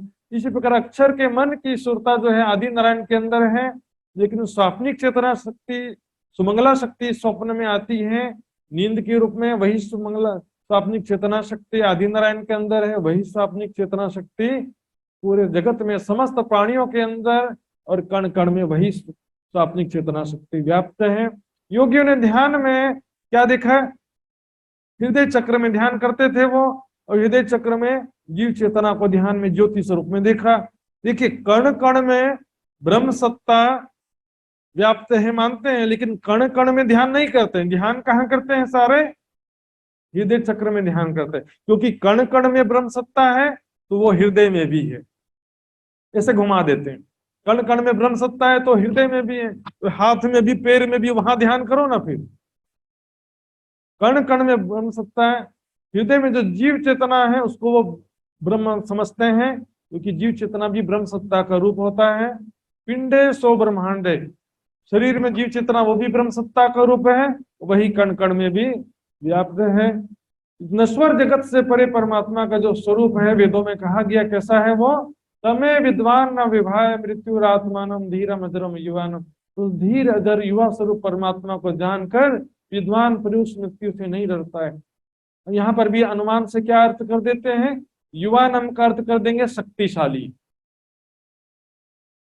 जैसे उपनिषदों में कथन आता है, न तत्र सूर्यो भाति न चंद्रम न तारकम। वहां न सूर्य का प्रकाश है, न चंद्रमा का प्रकाश है, न तारों का प्रकाश है। तो यहाँ तत्र का अर्थ क्या कर देते हैं? वह कर देते हैं। जबकि संस्कृत में तत्र का अर्थ होता है वहां, यत्र तत्र बोलता ना, यहाँ वहां। तत्र लिखा है स्पष्ट रूप से, फिर भी अर्थ में क्या कर देंगे? वह प्रकाश सूर्य के जैसा है, न चंद्रमा के जैसा है, न तारों के जैसा है। वह प्रकाश कौन सा प्रकाश? जो हृदय चक्र में जीव चेतना में देखते हैं। आज वही लगे हुए हैं हृदय चक्र में। देखो हृदय चक्र में देखो, आर्य समाज का सिद्धांत, वैदिक मत का सिद्धांत क्यों है? कण कण में वो ब्रह्म सत्ता मानते हैं, हृदय चक्र में ब्रह्म का स्वरूप मानते हैं, इसलिए वो ऐसा कहते हैं। दुनिया के दिल में परमात्मा है, ऐसा कहीं भी वाणी से सिद्ध होता तो बताइए। कण कण में ब्रह्म सत्ता व्याप्त है। सुंदर साथ जी, परमात्मा का मूल स्वरूप सभी महापुरुषों ने कहा, अक्षर से परे अक्षर से पारा, वाही पुरुष का करो विचारा, पिंड ब्रह्मांड दो से न्यारा, कहे कबीर सोई साईं हमारा। समस्त ग्रंथों में नश्वर जगत से परे परमात्मा का स्वरूप कहा गया है। कण कण में तुम्हारे दिल में, ये तो माया के भाव में वापस आ गए, बैक टू पेविलियन हो गए। जो इतना ज्ञान दिया प्राणनाथ जी ने, अब वापस वही चीज का प्रचार करने लगे हैं कई सुंदर शान कि दुनिया वालों तुम्हारे दिल में परमात्मा बैठा है। और वही गाने इस आधार पे बने हैं, वो सूफी सॉन्ग जो इस आधार पर बने हैं, वही गाना उनको अच्छा लगता है। वाणी से भी धीरे धीरे बाहर होते जा रहे। पहले गुरु से तोड़ के आया बीच निज धाम। सुंदर साथ को क्या है, बस 1 घंटा सुन करके आनंद ले लेना है, उसके आगे पीछे वाणी खोल करके देखना नहीं है। सुनने में मजा आना चाहिए। सत्य कहाँ कि असत्य कहाँ, वाणी आधारित कहाँ कि वाणी के विपरीत कहाँ, सत शब्द को कोई न चिन्हे ऐसी स्थिति। भीम भाई श्याम भट्ट अपने पहले गुरु शंभुनाथ को छोड़ के अब प्राणनाथ जी के चरणों में आ जाते हैं और तारतम ग्रहण करके सुंदर साथ में शामिल हो जाते हैं। इस प्रकार भीम भाई और श्याम भाई की यहाँ पर बहुत ही महत्वपूर्ण जागनी होती है। अब यहाँ पर वल्लभाचार्य मत के एक विद्वान थे गोविंद जी व्यास। हमने देखा हर जी व्यास, कान जी व्यास, यहाँ पर व्यास शब्द बाद में लगा दिया जाता है। उनके जो भी गादीपति होते हैं या महाराज होते हैं ना, अपने नाम के आगे व्यास लगा देते हैं। जैसे हम कब धामधनी बोल देते हैं ना, तो व्यास जी के जो फॉलोअर हैं, भागवत की रचना किसने किया, वेद व्यास जी ने किया, उनके नाम के आगे व्यास लगा देते। तो ये वल्लभी मार्ग के विद्वान थे गोविंद जी व्यास, उनको भी चर्चा सुनने को मिलती है। तो उनके मन में ये बात आती है कि उस समय वल्लभाचार्य मत में वल्लभाचार्य जी के द्वारा की गई टीका, सुबोधिनी टीका बोलते हैं, वो बहुत प्रचलित थी। श्रीमद् भागवत ग्रंथ तो वही है, लेकिन उसकी व्याख्या अनेक विद्वानों ने किया है। उसमें से एक व्याख्या है सुबोधिनी टीका, जो वल्लभाचार्य जी के द्वारा किया गया, और वल्लभी मत के लोग इसी टीका को फॉलो करते हैं, मानते थे। तो उनकी टीका में संयोग का कारज, हमारे ब्रज और रास लीला का सारा प्रमाण लिखा हुआ था उसमें। तो उस समय उनसे कछुना खोल ही 40 प्रश्न 3 में, ये 40 प्रश्न प्राणनाथ जी ने नहीं पूछा था, जैसा कि कई लोग सोचते प्राणनाथ जी ने पूछा था। प्राणनाथ जी ने नहीं पूछा, उनके मन में ही जिज्ञासा था। गोविंद जी व्यास जी के मन में ऐसे 40 प्रश्न थे, और उनके बीच में डिस्कस का एक विषय बना रहता था। इस प्रश्नों के विषय में वल्लभाचार्यों के बीच में आपस में डिस्कस होता रहता था।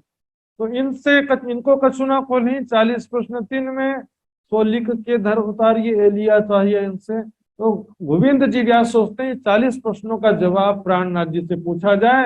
यदि प्राणनाथ जी ने इनके प्रश्नों का स्पष्टीकरण कर दिया तो मैं मान जाऊंगा कि ये बुद्ध निष्कलंक स्वरूप है, परब्रह्म के स्वरूप हैं। इसमें दलाल वल्लभ भाई सुंदर साथ जी के मेहनत से, उनके परिश्रम से गोविंद जी व्यास जी प्राणनाथ जी के चरणों में आते हैं और वो प्रश्न पूछते हैं, सारा 40 प्रश्न। तो 40 प्रश्नों की चर्चा श्री प्राणनाथ जी जस्ट लाइक चर्चा करते हुए गोविंद जी के मुख से ही उसका उत्तर दिलवा देते। बोलो श्री प्राणनाथ प्यारे की, उनके मुख से ही उनका जवाब दिलवा देते हैं। एक एक प्रश्न गोविंद जी पूछते हैं, फिर भागवत का ही रेफरेंस दे करके चर्चा करते हुए उनको समझाते हैं। इन पाया बड़ा सुख, बहुत सुख होता, आनंद होता है। तो 40 प्रश्न में से कुछ 2-4 प्रश्न आपके सामने रखूंगा, क्योंकि इतना समय नहीं होता है कि पूरे 40 प्रश्न लिए जाए। तो पहला प्रश्न है, मोह क्या पदार्थ है? क्योंकि भागवत में क्या लिखा है, सबसे पहले मोह सागर की उत्पत्ति हुई। उस मोह सागर में एक अंडा 1000 साल तक तैरता रहा, फिर अंडा जब फूटा तो उसमें से एक पुरुष बाहर निकला, आदि नारायण नाम हो गया। आदि यानी सृष्टि का प्रथम पुरुष, नारायण यानी नार अयन। नार कहते हैं मोह सागर को, अयन यानी शयन करना। मोह सागर में शयन करने के कारण उनका नाम क्या हुआ, नारायण हुआ। तो पहला क्वेश्चन है वो मोह सागर क्या है। दूसरा प्रश्न होगा कि वो अंडा क्या है। तीसरा प्रश्न होगा कि मोह यदि नींद है तो मोह किसको हुआ। तो प्राणनाथ जी ने वाणी में कह दिया, मोह तत्व कहिया नींद को। मोह क्या है, नींद है। दूसरा भी छुपाई है, मोह ज्ञान भ्रम कर्म काल और शून्य, ये नाम सारे नींद के निराकार निर्गुण। तो मोह तत्व क्या है, नींद है। अब मोह किसे हुआ, कोई कहता कि आदि नारायण को हुआ। लेकिन आदि नारायण तो मोह होने के बाद आया। मैंने मार्कंड ऋषि ने माया में क्या देखा कि मैं स्त्री बन गई, धोबिन बन गई हूं। तो मोह हुआ किसको, धोबिन को मोह हुआ कि मार्कंड को हुआ। मोह नींद आया, मार्कंड को मोह हुआ, तब तो वो सपने में स्वयं को या माया में स्वयं को स्त्री के रूप में तो होने के बाद तो देखा ना। मोह किसे हुआ? अक्षर ब्रह्म के मन स्वरूप अव्याकृत को मोह होता है। वाणी में इसका प्रमाण हम देखेंगे सुनसाद जी। कोई कहेगा सुपन्न सत स्वरूप को तुम कहोगे क्यों कर होए। अक्षर ब्रह्म का मन अव्याकृत तो सत्य है, तो उसको सपना कैसे हो सकता है? तो बताते हैं एक तीर छोड़ने पर वो पांव पल में अनेक पत्तों को छेद देता, भेद देता है। लेकिन उसमें भी एक पत्ते से निकलकर दूसरे पत्ते में जाने में जो समय लगता है वो 1 सेकंड का 1000वां हिस्सा बोल सकते हैं। उतना भी समय नहीं लगता अक्षर ब्रह्म को स्वप्न देखने में। इसलिए सपना हुआ ऐसा भी नहीं कह सकते। कोटि ब्रह्मांड नजरों में आवे, क्षीण में देख के पल में उड़ावे। संकल्प मात्र से करोड़ों ब्रह्मांड उत्पन्न हो जाते हैं। उस संकल्प को ही मैंने बताया था जागृत में ख्यालों के जैसा अक्षर ब्रह्म देखता है। जैसे हम भी बैठे बैठे जागृत स्थिति में ख्यालों में विचारों में खो जाते हैं ना, उस तरह से अक्षर ब्रह्म हमेशा देखता है। ये ब्रह्मांड बस राज्य के शक्ति से चल रहा है। राज्य महाराज जैसा दिखा रहे हैं वैसा हम देवी स्वप्न के जैसे देखते जा रहे हैं। इसमें हमारा कोई मन का संकल्प विकल्प नहीं होता है। जबकि नींद के सपने में भी और जागृत के ख्यालों में भी हमारा मन का संकल्प विकल्प होता है। लेकिन जब कोई बाहरी शक्ति दृश्य दिखाती है उसमें हमारे मन का संकल्प विकल्प भी नहीं होता है, हमारे चित्त का संस्कार भी नहीं होता है, हमारी बुद्धि का ज्ञान भी नहीं होता है। मार्कंड ऋषि धोबिन बन गए, स्त्री के रूप में दिखने लगे कि उनके चित्त में ऐसा कोई संस्कार के कारण नहीं देख रहे, उनके मन के संकल्प विकल्प के कारण नहीं देख रहे, बल्कि नारायण भगवान जैसा दिखा रहे हैं वैसा वो देखते जा रहे हैं। तीसरा प्रश्न था कि हिरण्य गर्भरूप अंड क्या पदार्थ है? तो वो क्या है? अक्षर का मन ही जब सुषुप्ति अवस्था में रहता है तो उसको क्या कहते हैं? 1000 साल तक अंडा तैरता रहा। सुषुप्ति अवस्था को दर्शाया जा रहा है। और जब सपना स्टार्ट होता है तो क्या कह दिए? अंडा में से पुरुष बाहर निकला। तो सही में अंडा और सही में कोई जल थोड़ी है, वो जल तत्व तो था ही नहीं उस समय। वो जल नहीं है, वास्तव में नींद का सागर है। चौथे प्रश्न में वही बात कहा गया कि वो कोई जल तत्व नहीं है, वो नींद का सागर है जिसमें अक्षर का मन सुषुप्ति अवस्था में 1000 वर्ष तक रहा। उसको कहा अंड रूप से 1000 साल दर्शाया गया है। इस तरह से और भी प्रश्न है कि ब्रजरास अखंड कहा गया है, तो वो कहाँ पर है? ये क्योंकि मृत्यु लोक का जो वृंदावन है, ब्रजमंडल है, वो तो महाप्रलय में लय हो जाता है। इस तरह से रासलीला के समय गोपियों के चले जाने पर उन्हें कोई ढूंढने क्यों नहीं निकला? क्योंकि भाई सीमित काल माया का लय हो गया था। ऐसे 40 प्रश्न हैं। जैसे ही इनका उत्तर दिलवा दिया तो तभी कदमों लगा आया साथ में ने, तुरंत ही प्राणनाथ जी के चरणों में नतमस्तक हो जाते हैं और तारतम ग्रहण करके प्राणनाथ जी लौकिक दृष्टि से शिष्य बन जाते हैं। तब उनके शिष्य लोग वहां पर जो अन्य वल्लभाचार्य मत के विद्वान थे, अनुयायी थे, वो सारे मिलकर के लगे निंदा करने। तब उनके विरोध और निंदा को देखते हुए प्राणनाथ जी ने यहाँ पर प्राणनाथ जी के मुखारविंद से कुछ कीर्तन अवतरित होते हैं। वचन विचारो रे मीठड़ी वल्लभाचार्य वाणी। वल्लभाचार्य जी ने जो सुबोधिनी टीका किया है उसके प्रेम भरे वचनों का जरा विचार करो। अर्थ लिए बिना एरे अंधेरी करत सबों को फानी। वो कहाँ अखंड ब्रजरास की बात कर रहे हैं और तुम यही मृत्यु लोक के वृंदावन और ब्रजमंडल में भागे जा रहे हो। अर्थ नहीं समझने के कारण से तुम भटक रहे हो माया के अंदर, नश्वर जगत के अंदर कृष्ण का स्वरूप मान रहे हो। अर्थ लिए बिना एरे अंधेरी करत सबों को फानी। इसी तरह से चुपाई है, कौन तुम, कहाँ से आए और कहाँ तुम्हारा घर, ये कौन भौम और कहाँ श्री कृष्ण जी पाओगे कौन तर। ये कौन सा भौम है? माया नश्वर जगत है, यहाँ पर कृष्ण जी का मूल स्वरूप नहीं हो। तो अखंड ब्रज रास लीला में श्री कृष्ण जी का स्वरूप है। बाल स्वरूप अखंड ब्रज में, किशोर स्वरूप अखंड रास में है। तुम कौन हो, कहाँ से आए हो, जानते नहीं हो। बस देखा देखे एक दूसरे का देखा देखी, अति सुंदर नीके बनावत भेष, माला तिलक धोई धोती पहने एक दूसरे के देख। अच्छे से साफ करके प्रेस करके सुंदर सा दिखना चाहिए, अच्छा माला तिलक विलक सज धज के तैयार हो जाते हैं। दुनिया को दिखा रहे हैं कि परमात्मा को दिखा रहे हैं? कोई आवे लड़ने, कोई आवे निंदक। कोई लड़ने के लिए आता है, कोई निंदा करने के लिए आता है। जब पावे दीदार तब शुक्र कहवे हक। जब चर्चा सुनते हैं, दर्शन करते हैं, तो उनके चरणों में शीश झुका देते हैं, शुक्र कहते हैं, परमात्मा का शुक्रगुजार है कि उन्होंने हमको ये ज्ञान प्रदान किया, ज्ञान सुनने का अवसर दिया। इस प्रकार से सूरत में भीम भट्ट, श्याम भट्ट और गोविंद जी व्यास जैसे बड़े बड़े विद्वानों की जागनी होती है। बिहारी जी को पता चलता है जामनगर में, सारी खबर पहुंच रही है वहां तक। कहते हैं मेरा ठाकुर मेरा कहना मानता तो नहीं है, लेकिन इतने सारों को जागृत करता है, तो उसके साथ मिलजुल के चलने में ही भलाई है, कोई बीच का रास्ता निकालना पड़ेगा। तो बिहारी जी ने इस समय चिट्ठी लिख के भेजते हैं और 3 बात का बंधेज नियम बना करके भेज दिया।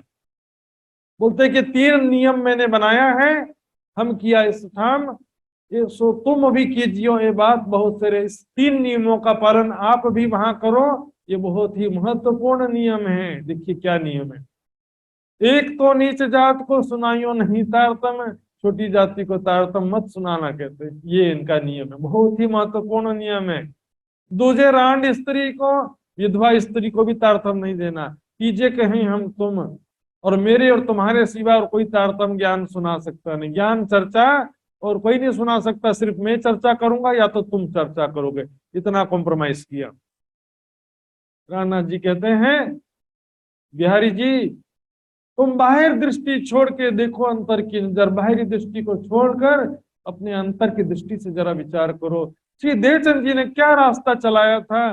देवचंद जी ने कभी जाति भेष को नहीं देखा, जहां अंकुर देखा उसके ऊपर कृपा किया, उसको तारतम प्रदान किया। उन्होंने जात भेष को भांडारियों से, इसका प्रत्यक्ष उदाहरण क्या है, खोजी बाई, एक मुसलमान स्त्री थी और विधवा भी थी। वो विधवा स्त्री थी तो भी उसके अंदर परम धाम की रही बाई की वासना को परखा और उसको अपने चरणों में लिया, तारतम प्रदान किया। सुंदर साथ जी, छोटी जाति बड़ी जाति, क्या सुंदर साथ सभी ब्राह्मणों के अंदर आए हैं ऐसा कहीं लिखा है, या सारे क्षत्रिय के अंदर आए हैं ऐसा कहीं लिखा हो तो बताओ। साथ उतरा चारों वर्णों में ही। शरीर ब्राह्मण क्षत्रिय वैश्य शूद्र शरीर भी नहीं होता सुंदर साथ जी। जाति जो परंपरा से पुत्र, ब्राह्मण का पुत्र ब्राह्मण, क्षत्रिय का पुत्र क्षत्रिय, परंपरा से नहीं चलता है। प्रमाण देखेंगे सुंदर साथ जी इसका। पहले समझ लीजिए ये 4 वर्ण किस आधार पर बनाए हैं। मैंने पहले भी बताया था, ब्राह्मण का मतलब सफेद वर्ण यानी सतोगुण, क्षत्रिय का मतलब लाल वर्ण यानी सतोगुण और रजोगुण का मिश्रण मानते हैं। वैश्य पीला रंग, रजोगुण और तमोगुण का मिश्रण मानते हैं। शूद्र काला रंग यानी तमोगुण का मिश्रण। और तो क्या ब्राह्मण सारे सतोगुणी हैं? जाकर देखो ब्राह्मण भी सारे मांस मदिरा का सेवन कर रहे हैं। तो फिर कबीर जी ने कह दिया, ऊंचे कुल में जन्मिया करनी ऊंच ना हुई, स्वर्ण कलश सुरा भरा साधु निंदा सोई। ऊंचे कुल में जन्म लिया लेकिन करनी ऊंच नहीं है, तो थोड़ी ऐसी सोने के घड़े में शराब भर दो ऐसी स्थिति हो गई है तुम।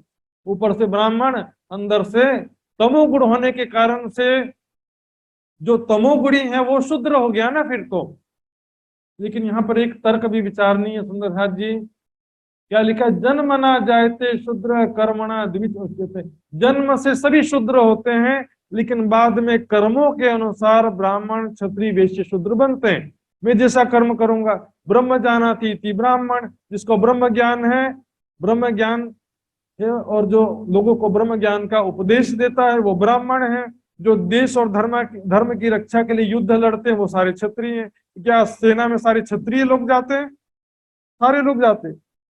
ब्राह्मण भी होते हैं, वैश्य भी होते हैं, शूद्र भी होते हैं सेना में। क्या कहा, कर्म के अनुसार ब्राह्मण शूद्रता को प्राप्त हो जाता है और शूद्र ब्राह्मणत्व को। भले शूद्र जाति में जन्म लिया लेकिन अच्छे कर्म करके वो ब्राह्मण को प्राप्त हो जाता है। देखिए कैसे, जाबाली ऋषि गढ़िया होकर के भी, और मतंग ऋषि चंडाल होकर, विश्वामित्र जी क्षत्रिय होकर के भी, और रविदास जी शूद्र होकर के भी ऋषि और संत कहलाए। जबकि रावण जो है ब्राह्मण का पुत्र होकर के भी राक्षस कहलाया। कबीर जी ने भी कहा, जाति ना पूछो साधु की, पूछ लीजिए ज्ञान। और प्राणनाथ जी ने कहा, जात एक खसम की और ना कोई जात, आत्मा सबकी एक समान है। आत्मा किसी जाति के अंतर्गत नहीं आती। वही आत्मा इस जन्म में ब्राह्मण के अंदर आ गई, वही आत्मा अगले जन्म में शूद्र के अंदर आ गई। आत्मा का जाति चेंज नहीं होता, ये तो शरीर का भी नहीं होता, क्योंकि शरीर का भी कर्म के हिसाब से जाति कहा गया, कर्म के हिसाब से वर्ण कहा गया। शूद्र का मतलब क्या है? जो तमोगुणी है, जिसको कुछ आता जाता नहीं है, तो फिर वो क्या कर दे? जिसको बौद्धिक विकास नहीं हुआ है, कोई अच्छी शिक्षा प्राप्त नहीं हुई है, तो क्या करेगा? वो मजदूरी करेगा, घर के बर्तन साफ करेगा, यही काम करते हैं। तो योग्यता के हिसाब से चार वर्ण होते हैं, कर्म के हिसाब से चार वर्ण होते हैं, जाति के हिसाब से नहीं होते। सुंदर साथ जी, तो यहाँ पर सुंदर साथ की दृष्टि से भी देखेंगे, सात उतरा चारों वर्णों में है। आगे कह दिया है, सात सबे उतरियो चारों वर्णों में है। स्पष्ट रूप से यहाँ चुपाई में कह दिया है। और ऊपर की चुपाई में भी देखेंगे, जो कहा कि हमारे तुम्हारे सिवा और कोई तारतम्य ज्ञान नहीं कह सकता। तो कि ये तो सारे ब्रह्मांड को अखंड करने के लिए ये लीला प्रकट हुई है। ये ब्रह्म ज्ञान किस लिए आया है? सारी दुनिया को अखंड मोक्ष देने के लिए। इस ज्ञान के द्वारा तो सारी दुनिया को मुक्ति मिलेगी। आज भी देखेंगे कई प्रणामी बोलेंगे, दुनिया को नहीं मिलना चाहिए, बस हमको ही मिलना चाहिए। तुमको नहीं मिलेगा, बाकी दुनिया को मिल जाएगा, उल्टा हो सकता है, अपना जरा संभल लो। ये ब्रह्म ज्ञान जिसको मिलेगा वही मोक्ष होगा। नाम का सुंदर साथ और प्रणामी बनने से मोक्ष भी मिलने का कोई गारंटी नहीं है, क्योंकि मोक्ष का आधार है ब्रह्म ज्ञान। सिर्फ तारतम्य लेके सुंदर साथ बनने से मोक्ष की कोई गारंटी नहीं होती है। जिनको पहुंचे तारतम्य सोई कहे करे प्रकाश। राणा जी कहते हैं ब्रह्म ज्ञान सभी सुंदर साथ को प्रचार प्रसार करना है। छठे दिन की लीला में तो मैंने उदाहरण भी दिया, जिस प्रकार रास लीला में शुरू में एक राज्य थे, लास्ट में एक एक सखी एक एक राज्य हो गए। छठे दिन की लीला में भी जितने सुंदर साथ हैं सभी के तनों में हिस्सा देव आवेश का, राज्य का आवेश का अंश प्राप्त करके सभी सुंदर साथ के द्वारा जागनी कार्य होगा। बस मैं ही चर्चा करूं या मैं जैसा बोल रहा हूँ वैसे का वैसा सब लोग चर्चा करें, रटंत विद्या वाले प्रचारक चाहिए, तो फिर क्या होगा संसार का? जीत होए अंकुर निर्धाम को गिनिया उच्च नीच नातीत। जहां पर परम धाम की आत्मा है, उसकी ऊंची जाति नीची जाति ये बातें जो हैं घोर नरक में डालने वाली हैं, जो जाति पाति की बातें करते रहे। ब्रह्म सृष्टि का अपमान है, सुंदर साथ का अपमान कर रहे हैं, और ब्रह्म सृष्टि का अपमान, राज्य का अपमान। जिस तन में सुंदर साथ है, ब्रह्म आत्माएं हैं, उनको तुम छोटी जाति का कहोगे तो किसका अपमान है? बता दो, खुद ही सोच लो। राणा जी ने क्या कहा? झंडा गाड़ो प्रेम का चहुदिश, पियो पियो होए न जाने झुंड में कौन सुहागिन होए। छोटी जाति बड़ी जाति, तो दुनिया के अन्य धर्म ग्रंथों में भी ये सब बातें समाप्त होती जा रही है।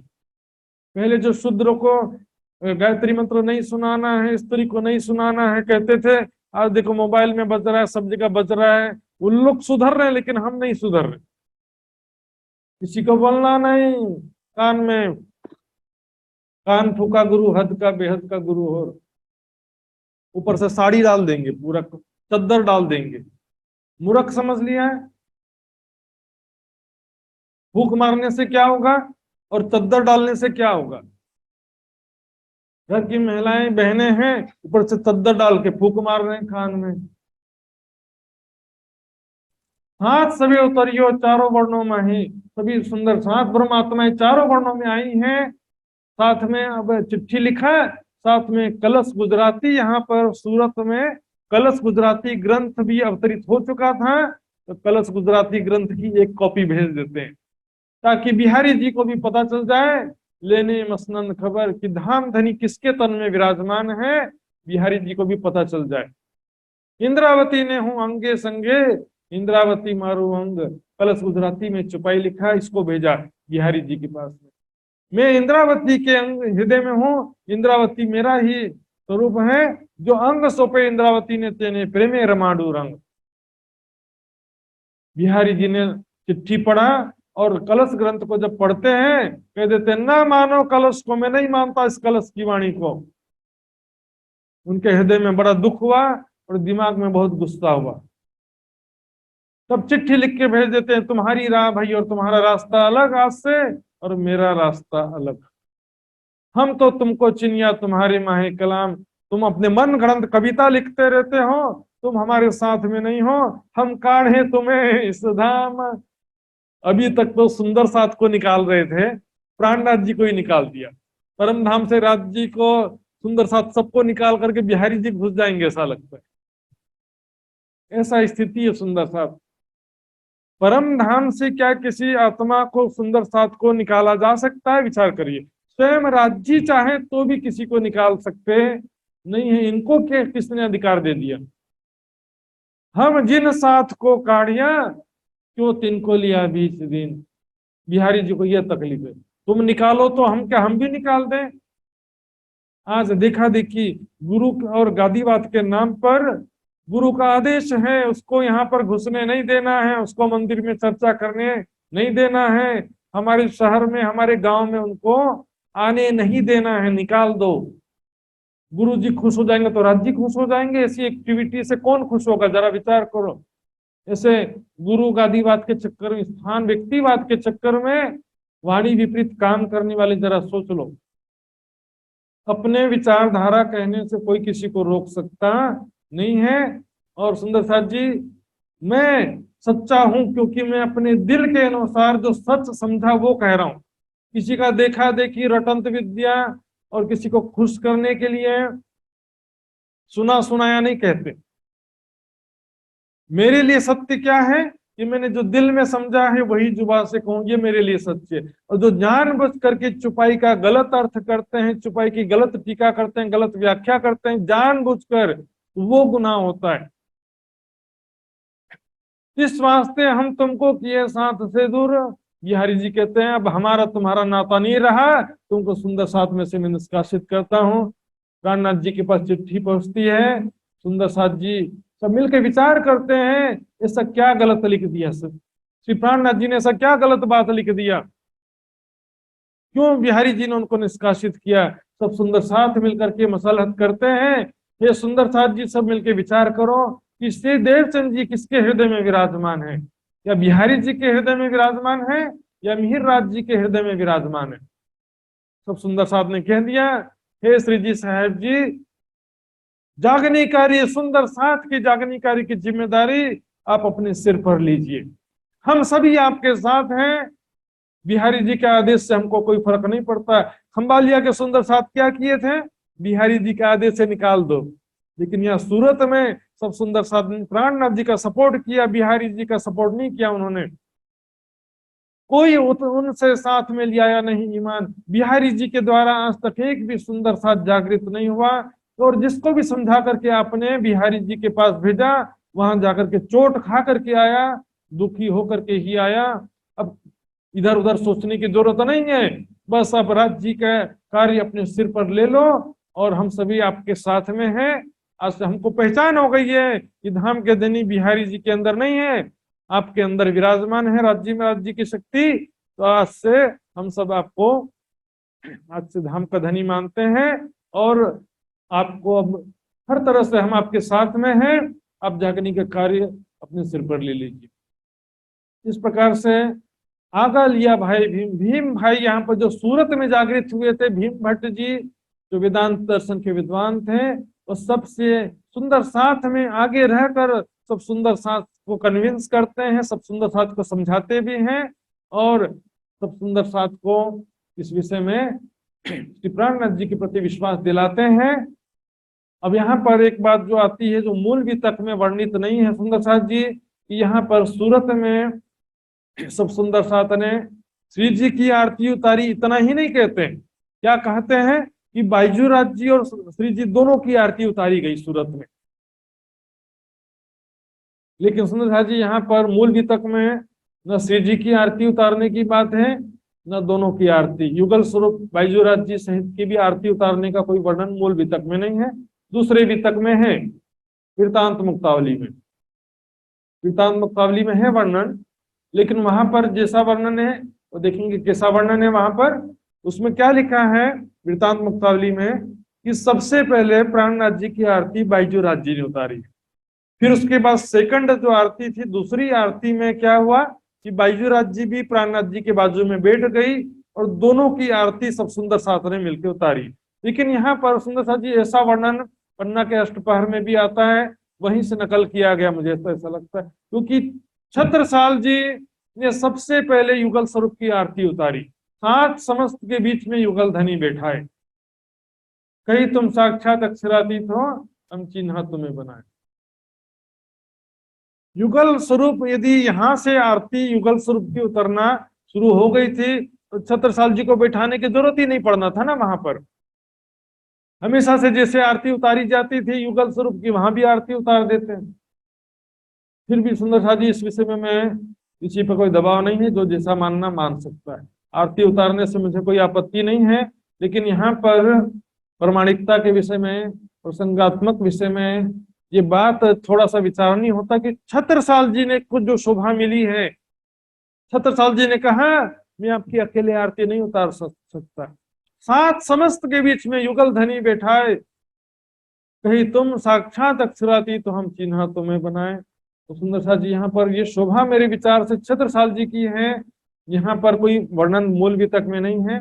अन्य वितकों में थोड़ा मिश्रण हो जाता है, अन्य वितकों की सारी बात प्रमाणिक नहीं होती है। सुंदर साथ जी बहुत सारी बातें वाणी से मूल वितक से विपरीत भी होती हैं, आगे भी हम देखेंगे कई बातें ऐसी हैं। तो प्राणनाथ जी अब यहाँ से बिहारी जी को चिट्ठी लिखते हैं, जो हम स्वार्थ को दौड़ करेंगे, यदि मैं निजी स्वार्थ से जागनी कार्य कर रहा हूँ, या धन, कई लोग क्या होता है धन संपत्ति के लालच में जागनी कार्य चर्चा करते हैं, कई लोग मान प्रतिष्ठा के लालच में करते हैं कि हमारा भी नाम हो, हम भी इतने बड़े ज्ञानी हैं, हमारा कोई क्यों नहीं मानता, हम क्या किसी से कम है, हमको भी बहुत ज्ञान है, ऐसे भी कई लोग होते हैं। क्या हम स्वार्थ से यदि जागनी कार्य में मेहनत करूंगा तो कभी सीधा ना होएगा, कभी इसमें सफलता नहीं मिलेगी। और यदि मैं सुंदर साथ के वास्ते निस्वार्थ रूप से सच्चे दिल से परिश्रम करूंगा, सुंदर साथ के जागनी कार्य की सेवा करूंगा, तो हमारे सीधा होएगा, ये हर कार्य में मुझे सफलता मिलेगी, राज्य की सहायता मिलेगी। इस तरह से चिट्ठी लिख दिया बिहारी जी को वहां पर। अब इस समय सुंदर साथ जी, लाल दास जी की बड़ी आवश्यकता प्रतीत होती जागनी कार्य के लिए। तो लाल दास जी को इन समय भई माया की उलझन, लाल दास जी को इस समय माया की उलझन हो जाती। उलझन मतलब माया का एक घोर मुसीबत आपदा उनके सिर पर आ पड़ती है। क्या आपदा है अभी पता चलेगा नीचे की छुपाई में, क्योंकि लक्ष्मण सेठ लालदास जी को पहले ही प्राणनाथ जी ने कहा था कि तुम इतने बड़े ज्ञानी हो, समझदार हो, कहाँ व्यापार में अपना जीवन नष्ट कर रहे हो। लेकिन लालदास जी ने कहा था कि व्यापार समेट के आऊंगा, लेकिन अभी तक उनका व्यापार नहीं समेट गया, जीवन भर में भी समेटने वाला नहीं था। राज्य जिसके ऊपर मेहर करते हैं ना, उसके ऊपर दुख आता है। माया से निकालने के लिए राज्य ने विचार किया, इनको राजे काढ़ के चाहिए कदमों पहुंचे मोमिन, माया से निकाल कर प्राणनाथ जी के चरणों में लाना था। तो हुआ माया की तरफ का हुआ धक्का जोर, माया तरफ का ऐसा धक्का लगा इनको, सातों जहाज समुद्र में डूब गए। कोई बोलता है 99 जहाज डूब गए, कोई बात नहीं 99 मान लो, लेकिन कोई प्रमाण तो होना चाहिए ना। यहाँ पर वर्तमान दीपक में क्या लिखा है, वहां पर 7 जहाज की बात है, ते सागर डूबिया 7, जितने भी थे सारे जहाज डूब गए। लल्लू भट्ट जी की वितक के अनुसार 7 जहाज थे। वो जहाज कोई छोटे मोटे नहीं होते हैं, एक एक समुद्री जहाज में कई बड़े बड़े कार और ट्रक आ जाए, इतने बड़े बड़े जहाज होते थे। लोगों का सामान जब डूब गया तो उनका क्या बीमा कर रखा था लालदास जी, तो बीमा के राशि लेने के लिए सब आ गए। जब मैंने गाड़ी का इंश्योरेंस करा, फर्स्ट पार्टी इंश्योरेंस कराया है, तो गाड़ी चोरी भी हो जाएगी तो पूरा का पूरा पैसा देना पड़ता है बीमा एजेंसी। फर्स्ट पार्टी इंश्योरेंस में चोरी हो जाए, एक्सीडेंट हो जाए, फुल पेमेंट, गाड़ी नया गाड़ी मिल जाता है उसमें पूरा का पूरा। यहाँ पर बीमा लेने वाले सारे पहुंच जाते हैं लालदास जी के पास में। लेने वाले तो पहुंच गए, देने वाला गायब है, सब देने वाले सारे गायब हो जाते हैं। इतनी मुसीबत के समय में, अभी कोरोना काल में भी कई सुंदर साथ के साथ भी ऐसी घटना हुई, लेने वाले सब पीछे पड़ गए और देने वालों का आता पता नहीं है। मुसीबत का फायदा उठाने वाले दुनिया में बहुत है। तब लालदास जी जब कछु न रहा हाथ में तब माया दिया छोड़, जब कुछ नहीं रहा तब छोड़ दिया। अब मैं बाकी जीवन धाम धनी की सेवा में बिताऊंगा। लेकिन सुंदर साथ जी ऐसा भी नहीं है कि दोबारा बिजनेस शुरू नहीं कर सकते थे, ऐसा भी नहीं है। कि माया का नुकसान होने के बाद भी माया छूटती नहीं है दुनिया वालों से। लल्लू भट्ट की वितक में आया है, उनके मुनीम ने कहा चिंता मत करिए सेठ जी, मैं यहाँ से, हमारा नाम बहुत फैला हुआ नाम है, हमको कोई मना नहीं करेगा उधारी देने के लिए। उधारी लेकर के दोबारा बिजनेस शुरू करते हैं। लक्ष्मण सेठ जी ने कहा ना ना, अब मुझे कोई बिजनेस नहीं करना, मैं तो खुद ही छोड़ना चाहता था लेकिन छोड़ नहीं पा रहा था। अब दोबारा मुझे माया में नहीं फंसना है। इसलिए वो अन्न का नियम ले लेते हैं कि जब तक मैं धाम धनी बिहारी जी का दर्शन नहीं करूंगा तब तक अन्न जल ग्रहण। क्योंकि यहाँ पर सूरत में जो घटना हुई है लालदास जी को पता नहीं थी, लक्ष्मण सेठ को अभी तक पता नहीं चली थी, तो वो अभी तक बिहारी जी को ही धाम धनी मान रहे थे। तो फेसबुक और वो यूट्यूब में वायरल हो जाता है आज के जमाने में, जैसे उस समय वैसा तो नहीं था, फोन भी नहीं था उस समय। तो उन्होंने अन्न का नियम लिया कि जब तक मैं अन्न ग्रहण नहीं करूंगा, जब तक नौतनपुरी जा करके धाम धनी बिहारी जी का दर्शन नहीं कर लेता। बस 5 मिनट सुंदर सा जी ध्यान से सुनेंगे। तब तक अनाज में ग्रहण नहीं करूंगा, तब तक फलाहार करूंगा। तो वो ठट्टा नगर से चलकर मगरौल पाटन आते हैं। देखेंगे ये कहाँ पर है, आपको लोकेशन नक्शे में दिखा रहा हूं मैं, देखिए ये है ठट्टा नगर, और यहां से वो आते हैं, ये है पाटन, यहीं पर मांगरोल भी है। यह पाटन में आते हैं समुद्र के रास्ते से। यहां से वो जामनगर जाना था, इससे उत्तर दिशा में जामनगर। लेकिन वहां पर क्या हुआ, तहां दज्जाल बैठा था। जो लेनदार थे जिनसे कर्जा था लक्ष्मण सेठ का, उन लोगों ने अपने आदमी बैठा रखा था कि उनको नौतनपुरी जाने मत देना, वहां पर उसके गुरुजी हैं, वहां चला गया तो फिर बाबा बन जाएगा, तो हमारे पैसे कौन चुकाएगा। तो ये उनको वो बदमाश लोगों ने नौतनपुरी जामनगर नहीं जाने दिया। कहा तुमको सूरत जाना है तो जाओ, लेकिन नौतनपुरी हम जाने नहीं देंगे। तब यही राज जी का हुक्म जो है मान लिया। यहाँ पर लिखा देखिए वृतांत मुक्तावली में, 3 लोगन तो यो कही सूरत दीजो जान, जान ना पावे नगर को कली प्रबंध ही नहीं आ। नौतनपुरी ना जाने देना, सूरत जाना होते चले जाए। तब राज जी का हुक्म मानकर वो दीप बंदर आ जाते हैं। दीप बंदर में कुछ दिन रुकते हैं, फिर घोगे पहुंच जाते हैं। देखिए नक्शा, ये दीप बंदर मैंने बताया, वहां से हल मार्ग से अर्थात सड़क मार्ग से घोगा पहुंचते हैं, वहां से फिर समुद्र मार्ग से सूरत आ जाते हैं। तो वहां सूरत में जहाँ पर श्री प्राणनाथ जी और सुंदर साथ थे, वहीं पर प्राणनाथ जी के चरणों में पहुंचते हैं। दोनों चरणों में शीश झुका देते हैं। तो प्राणनाथ जी कहते हैं, हाँ लालदास, तुम्हारी जागनी कार्य के लिए बड़ी आवश्यकता थी, आओ, तुमको देख करके बड़ी खुशी हुई, आओ भोजन प्रसाद ग्रहण करो। लालदास जी कहते हैं, हमको अगड़ है अनाज, मैंने अन्न का व्रत लिया हुआ है, जब तक धाम धनी बिहारी जी का दर्शन नहीं करूंगा तब तक मैं अन्न जल ग्रहण नहीं करूंगा। सुंदर साथ जी, अभी तक जो मेहराज जी बार बार धाम धनी करके भेजे जा रहे थे, इसका ये नेगेटिव इफेक्ट भी होता है। लोगों को हम गलत फहमी करके भेजे जा रहे हैं गादीपति धाम धनी करके, वहां जाकर के वो उल्टा काम करने लगते हैं। इसलिए गलत किसी को सिर पर चढ़ाने वाला काम भी नहीं करना चाहिए। तो अब जैसे कहा कि मुझे अन्न का व्रत लिया है, जब तक धाम धनी बिहारी जी का दर्शन नहीं कर सकता, कर लेता, तब तक मैं अनाज ग्रहण नहीं कर सकता हूँ। तब पहली बार श्री प्राणनाथ जी ने अपने मुख से कहा कि धाम धनी के चरणों में आ गए हो, बिहारी जी के पास जाने की जरूरत अब नहीं है। धाम धनी के दर्शन का प्रण था ना, प्रतिज्ञा किस बात की थी, धाम धनी का दर्शन जब तक नहीं करूंगा तो भैया पूरा तुम्हारापन, तुम्हारा प्रण अब पूरा हो गया।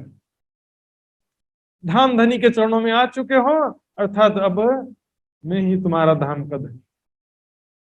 पहली बार प्रकट रूप से कहा, अब कछु फिक्र ना करो, पहुंचे मिलावे सयन। ब्रह्मात्माओं के समूह में आ चुके हो, धाम धनी के चरणों में आ चुके हो, अब बिहारी जी के पास जाने की जरूरत नहीं है। इसलिए इसे कहते हैं महामंगलपुरी धाम। ये जो मंगल का कार्य हुआ, सब सुंदर साथ को पहचान हुई, यही हमारे प्राण के नाथ हैं। कि मोहम्मद के मोमिनो इस शरत करो याद, इस अवसर को याद करो, इस लीला को याद करो, किस प्रकार जो है यहाँ पर सब सुंदर साथ ने धामधनी की पहचान की, और बिहारी जी के जो गादीवाद व्यक्तिवाद को उन्होंने छोड़ा यहाँ पर। फिर लाल आगे की कहूं जो झगड़े की बुनियाद, इसके पश्चात आगे पुनः जो है इसका विवेचना होगा अगले एक प्रकरण में। सूरत में जो ये घटना हुई बिहारी जी प्राणनाथ जी की घटना, इसका विवेचना है अगले प्रकरण में। और यहाँ से जो सुंदर साथ श्री प्राणनाथ जी पर पूर्ण विश्वास रखते हुए हर बार छोड़ करके श्री प्राणनाथ जी के साथ निकल पड़ते हैं। इससे 500 सुंदर साथ का समूह अपना सर्वस्व छोड़ करके परिवार सहित या परिवार रहित दोनों तरीके से सुंदर साथ चलते हैं। एक धाम धनी के चरणों की आशा दिल में लेकर अपना सारा जीवन प्राणनाथ जी के चरणों में बिताने की आशा लेकर चल पड़ते हैं। ये सारा प्रसंग कल सुनेंगे सुंदर साथ जी। आइए चौपाई दोहराते हैं। बोलो श्री प्राणनाथ प्यारे की। श्री महामती कहे मोमिनो, ये शरत करो याद, फिर लाल आगे की कहो, जो झगड़े की बुनियाद, जो झगड़े की बुनियाद। बोलो श्री प्राणनाथ प्यारे की जय, धाम के धनी की जय, सर्व सुंदर साथ की जय। प्रणाम जी सुंदर साथ जी को।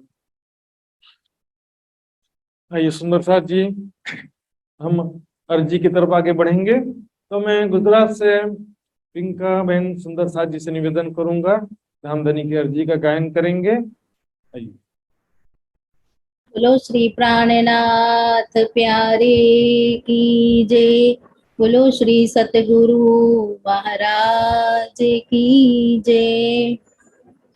पिया जी तुम होते सी की जियो में अर्ज करूं मेरे पियो जी, हम जैसी तुम जिन करो मेरा तलफ तलफ जाए जीव जी। जीवरा तो जीवे नहीं क्यों मीटे दिल की प्यास जी, तुम बिना मैं किनसो कहूँ पिया तुम हो मेरी आस जी। आस बिरानी तो करूँ पिया जो कोई दूसरा हो जी। सब विद वाला जी समरथ दिन रेन जात है रोए रोए जी। जन्म अंधी जो मैं होती पिया सो क्यों देखूनी के कर जी। जब तुम आप दिखाओगे तब देखूं नैना नजर जी। ये पुकार पिया जी मेरी सुन के अब डील करो अब जीन जी। पल पल खबर जो लीजियो मैं अर्ज करो दुल्हीन जी। हेती अरज में तो करूँ पिया बीच पड़ी अंतराय जी। सो अंतर आड़ी टाले के दुल्हा लीजे कंठ लगाई जी, कंठ लगाइए कंठ सौंपिया कीजे हास विलास जी। वारिणी जाय श्री इंद्रावती पिया राखो चरणों के पास जी। तुम दुल्हा में दुल्हनी पिया और न जानू बात जी। इश्क सो सेवा करूं पिया सब अंगों साख्यात जी। सदा सुख दाता दाम दणी में कहा कहूँ किन सो बात जी। श्री महामती युगल स्वरूप परवारी अंगना बलि बलि जाय जी। सदा सुख दाता दाम दणी में कहा कहूँ किन सो बात जी। श्री महामती युगल स्वरूप परवारी अंगना बलि बलि जाय जी। बोलो श्री प्राणनाथ प्यारे की जय। प्रेम प्रणाम जी। सर्व सुंदर साथी आत्मस्वरूप चरण कमल। प्रणाम जी सुंदरनाथ जी। इस प्रकार अर्जी गायन के साथ ही आज का कार्यक्रम समापन की ओर हम पहुंच चुके हैं। तो प्यारे सुंदरनाथ जी, व्हाट्सएप ग्रुप में आज का नोट्स भी रखा जाएगा, आज का जो डेली क्विज है वो भी रखा जाएगा, साथ ही दूसरा साप्ताहिक कहूट क्विज का लिंक भी आज शाम तक रखा जाएगा सुंदरनाथ जी। तो सभी सुंदरनाथ जी कहूट क्विज में अभ्यस्त हो गए होंगे। पहले क्विज से ही मैं सुंदरनाथ को थोड़ा दिक्कत हुआ होगा, तो इस बार मेरे ख्याल से कम समस्या आएगी। तो दूसरे साप्ताहिक कहूट क्विज का लिंक भी आज शाम तक के रखा जाएगा। तो सभी सुंदरनाथ जी कल दोपहर 3 बजे के पहले कहूट क्विज सबमिट करेंगे, ताकि कल उनके रिजल्ट का घोषणा किया जा सके। उसके बाद जो है वो कहूट क्विज सबमिट करेंगे तो उनको रिजल्ट में उसको शो नहीं कर सकेंगे, बाद में दे सकते हैं। साथ ही मैंने जो बताया था कहूट क्विज का जो लिमिटेशन है, एक लिंक में केवल 10 सुंदर साथी सबमिट कर सकते हैं। तो इसके लिए मैं पुनः उसके नए लिंक व्हाट्सएप ग्रुप में रखते रहूंगा। यदि पिछले लिंक से आप नहीं जमा कर पा रहे हैं तो नए लिंक की सहायता से आप कहूट क्विज सबमिट करने का प्रयास करेंगे। कहूट क्विज में समय का नंबर रहता है, जितने जल्दी जवाब देंगे उतना ज्यादा नंबर मिलता है। तो प्रेजेंस ऑफ माइंड जैसा एक प्रकार इसमें हो जाता है। अब जितने जल्दी नंबर देंगे उतना ज्यादा होगा, लेकिन जल्दबाजी के चक्कर में गलत कर दिए तो पूरा का पूरा नंबर चला भी जाता है। इसलिए पिछली बार बहुत से सुंदर साथी जल्दबाजी में गलत हो गया ऐसा कहते थे। इसमें एक बार टच कर दिया तो नंबर सबमिट हो जाता है तुरंत। कहूट क्विज में चेंज करने का अवसर नहीं मिलता है। गूगल फॉर्म्स में क्या होता है, आप चेंज कर सकते हो, इसमें एक बार टच कर दिया तो सबमिट हो गया, फिर बोले कि गलत हो गया अब क्या करें, चेंज कैसे करें। इसलिए सावधानी पूर्वक और एकाग्रता पूर्वक इसको प्ले करना है। पहले अच्छे से रिवीजन कर लीजिए। 7 दिन का जो सिलेबस है लास्ट इसी वीक का सिलेबस में से आएगा, फर्स्ट वीक का सिलेबस में से नहीं आएगा। इस वीक में जो भी हमने पढ़ा है और उसमें से ही रिवाइज करके आप क्विज में बैठेंगे तो अच्छा रहेगा। और एक सुंदर साथ 2-2 बार 3-3 बार क्विज देंगे तो उसमें से जो सबसे कम नंबर वाला है वही मान्य होगा, ज्यादा नंबर वाला मान्य नहीं होगा। इसलिए पहले में यदि छूट गया है तो वही लिंक को फिर से टच करेंगे तो वही आपका कंटिन्यू हो जाएगा। जहां से बीच में छूटा है तो वहां से कंटिन्यू होने का ऑप्शन आ जाता है। सुंदर साथी, घबराने की बात नहीं है। किसी कारण वाईफाई लॉस हो गया, नेट कनेक्शन गड़बड़ हो गया तो वो लॉस नहीं होता है। उसी लिंक को जो पहली बार आपने टच किया तो उसी लिंक को टच करेंगे तो जहां छूटा है उसी से कंटिन्यू हो जाता है। और भी किसी को समस्या हो कहूट से संबंधित या किसी विषय में तो मेरे व्हाट्सएप ग्रुप में मुझे मुझे व्हाट्सएप मैसेज कर सकते हैं या मुझे भारत के सुंदर साथ मुझे डायरेक्ट फोन कर सकते हैं। इस जूम का जो मीटिंग आईडी है वही मेरा मोबाइल नंबर भी है। तो सभी सुंदर साथ जी के चरणों में प्रणाम करते हुए आज की सभा समाप्त करते हैं। बोलो श्री प्राणनाथ प्यारे की जय, सर्व सुंदर साथ की जय। राम जी सुंदर साथ।